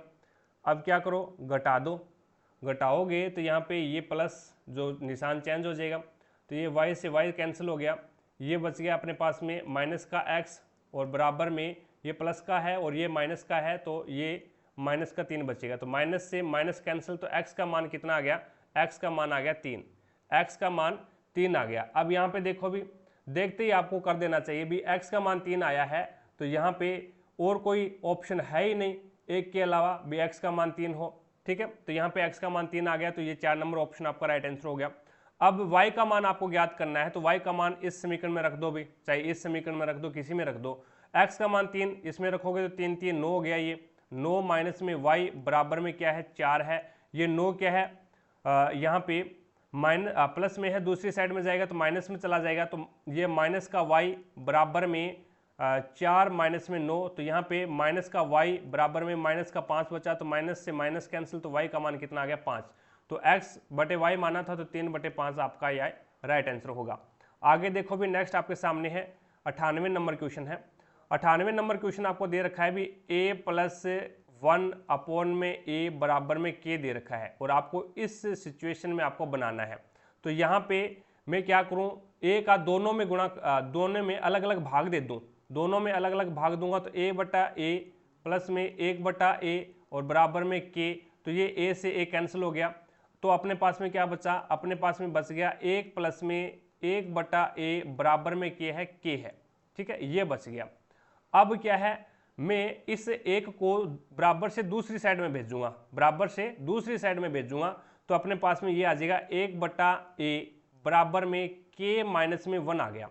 अब इस a को, मेरे को a का मान चाहिए तो इस a को पलटा दूं मैं, तो इस a को पलटाने के बाद में मेरे पास में ये क्या बनेगा भाई, या फिर मैं पहले क्या कर दूं, इसका वर्ग कर दूं, नहीं पहले पलटा देते हैं, पहले पलटाएंगे तो ये a हो गया, a बराबर क्या हो जाएगा 1/k माइनस में 1 आ गया, 1/k माइनस में 1 आ गया। अब दोनों का स्क्वायर कर दो, दोनों तरफ स्क्वायर करेंगे तो इसका भी स्क्वायर हो जाएगा भाई, एक का स्क्वायर एक ही होता है। तो उसके बाद में अब ये वाला लेके आऊं, अब ये प्रश्न में क्या पूछा है, a² माइनस में 1/a² पूछा है, दोनों में अलग अलग भाग दे दो a का, तो a² और माइनस में 1/a², तो a² से a² कैंसिल हो गया, यहाँ पे बच गया अपने पास में 1, ठीक है। तो ये अपने पास में बच गया 1 माइनस में 1/a²। अब a² की वैल्यू अपने पास में क्या है, ये है, a² की वैल्यू ये है, तो a² किस गए, इसका मान रख दो, तो ये मान रखोगे तो 1 माइनस में 1/k माइनस में 1 की स्क्वायर है। अब ये क्या है, ऊपर चला जाएगा भी, ये क्या है बटा में है तो ये क्या है ऊपर चला जाएगा, तो ये अपने पास में आ जाएगा, ये अपने पास में बनेगा यहाँ पे, इसको मैं यहाँ पे बता रहा हूँ, ये बनेगा 1 माइनस में ये ऊपर चला जाएगा तो ये हो जाएगा k माइनस में 1 की स्क्वायर। अब इसको ये बन गया a माइनस बी की स्क्वायर, a माइनस बी की स्क्वायर होता है a की स्क्वायर माइनस बी की स्क्वायर प्लस बी की स्क्वायर और माइनस 2ab होता है।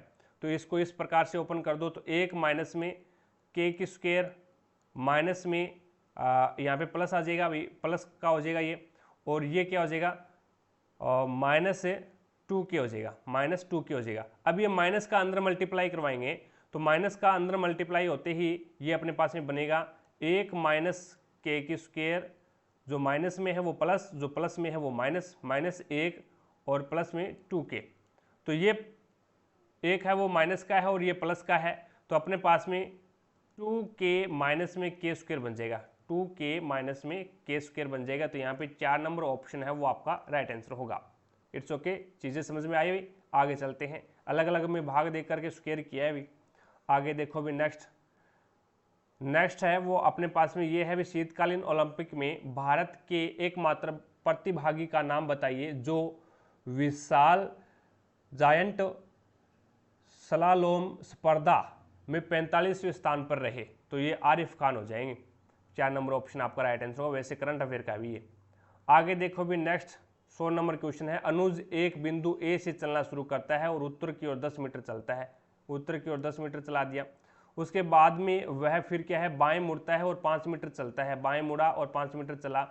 फिर क्या है दाएं मुड़ता है और 5 मीटर चलता है, तो दाएं मुड़ा और 5 मीटर चला दिया। और पुनः दाएं मुड़ता है और 5 मीटर चलता है, पुनः 5 मीटर चल गया, ये लो ये 5 मीटर चल गया। और फिर बिंदु P पे पहुंच गया, तो यहाँ पे बिंदु P पे आ गया। बिंदु P से शुरू करके बिंदु A तक पहुंचने के लिए यहाँ से शुरू करेगा और यहाँ तक आएगा, A तक, ये A है। A तक आने में, A तक पहुंचने के लिए उसे कितनी दूरी और किस दिशा में, तो यहाँ पे दक्षिण दिशा में चलना पड़ेगा A तक आने पे के लिए। ये 10 मीटर है और 5 मीटर ये है, तो 15 मीटर की दूरी और दक्षिण की ओर आना पड़ेगा। तो इस प्रकार से अपन ने ये मॉडल पेपर है वो कंप्लीट कर लिया। अभी आपका जो पेपर है सेकंड पारी वाला, ये पेपर है वो अपन ने इस क्लास में कवर किया है। आई होप आपको प्रत्येक क्वेश्चन समझ में आया होगा भी। अगर फिर भी कोई भी क्वेश्चंस में आपको डाउट लगती है तो मुझे कमेंट सेक्शन में कमेंट करके ज़रूर बताएं, भी आपकी डाउट को क्लियर किया जाएगा। और कमेंट सेक्शन में कमेंट करके ज़रूर अपना फीडबैक ज़रूर दें भी, क्लास कैसी लगी है। अच्छी लगी है तो दबा के लाइक कीजिएगा, ज़्यादा से ज़्यादा शेयर करें अपने सभी दोस्तों के साथ में, ताकि सभी दोस्तों को क्लास का लाभ मिले। चैनल पर नहीं है तो चैनल को सब्सक्राइब कर लेना, पास में लगे बेल आइकन को जरूर दबा लेना, ताकि अपन जैसे ही नेक्स्ट वीडियो लेके आए तो उसका नोटिफिकेशन सबसे पहले आपके पास पहुंचे और आप तुरंत उसका लाभ उठा सको। और 24 अगस्त 2022 का तीसरी पारी का जो पेपर हुआ था वो अपन नेक्स्ट क्लास में कवर करने वाले हैं। तो आज की क्लास में इतना ही, मिलेंगे अपन नेक्स्ट क्लास में, तब तक के लिए जय हिंद, जय भारत।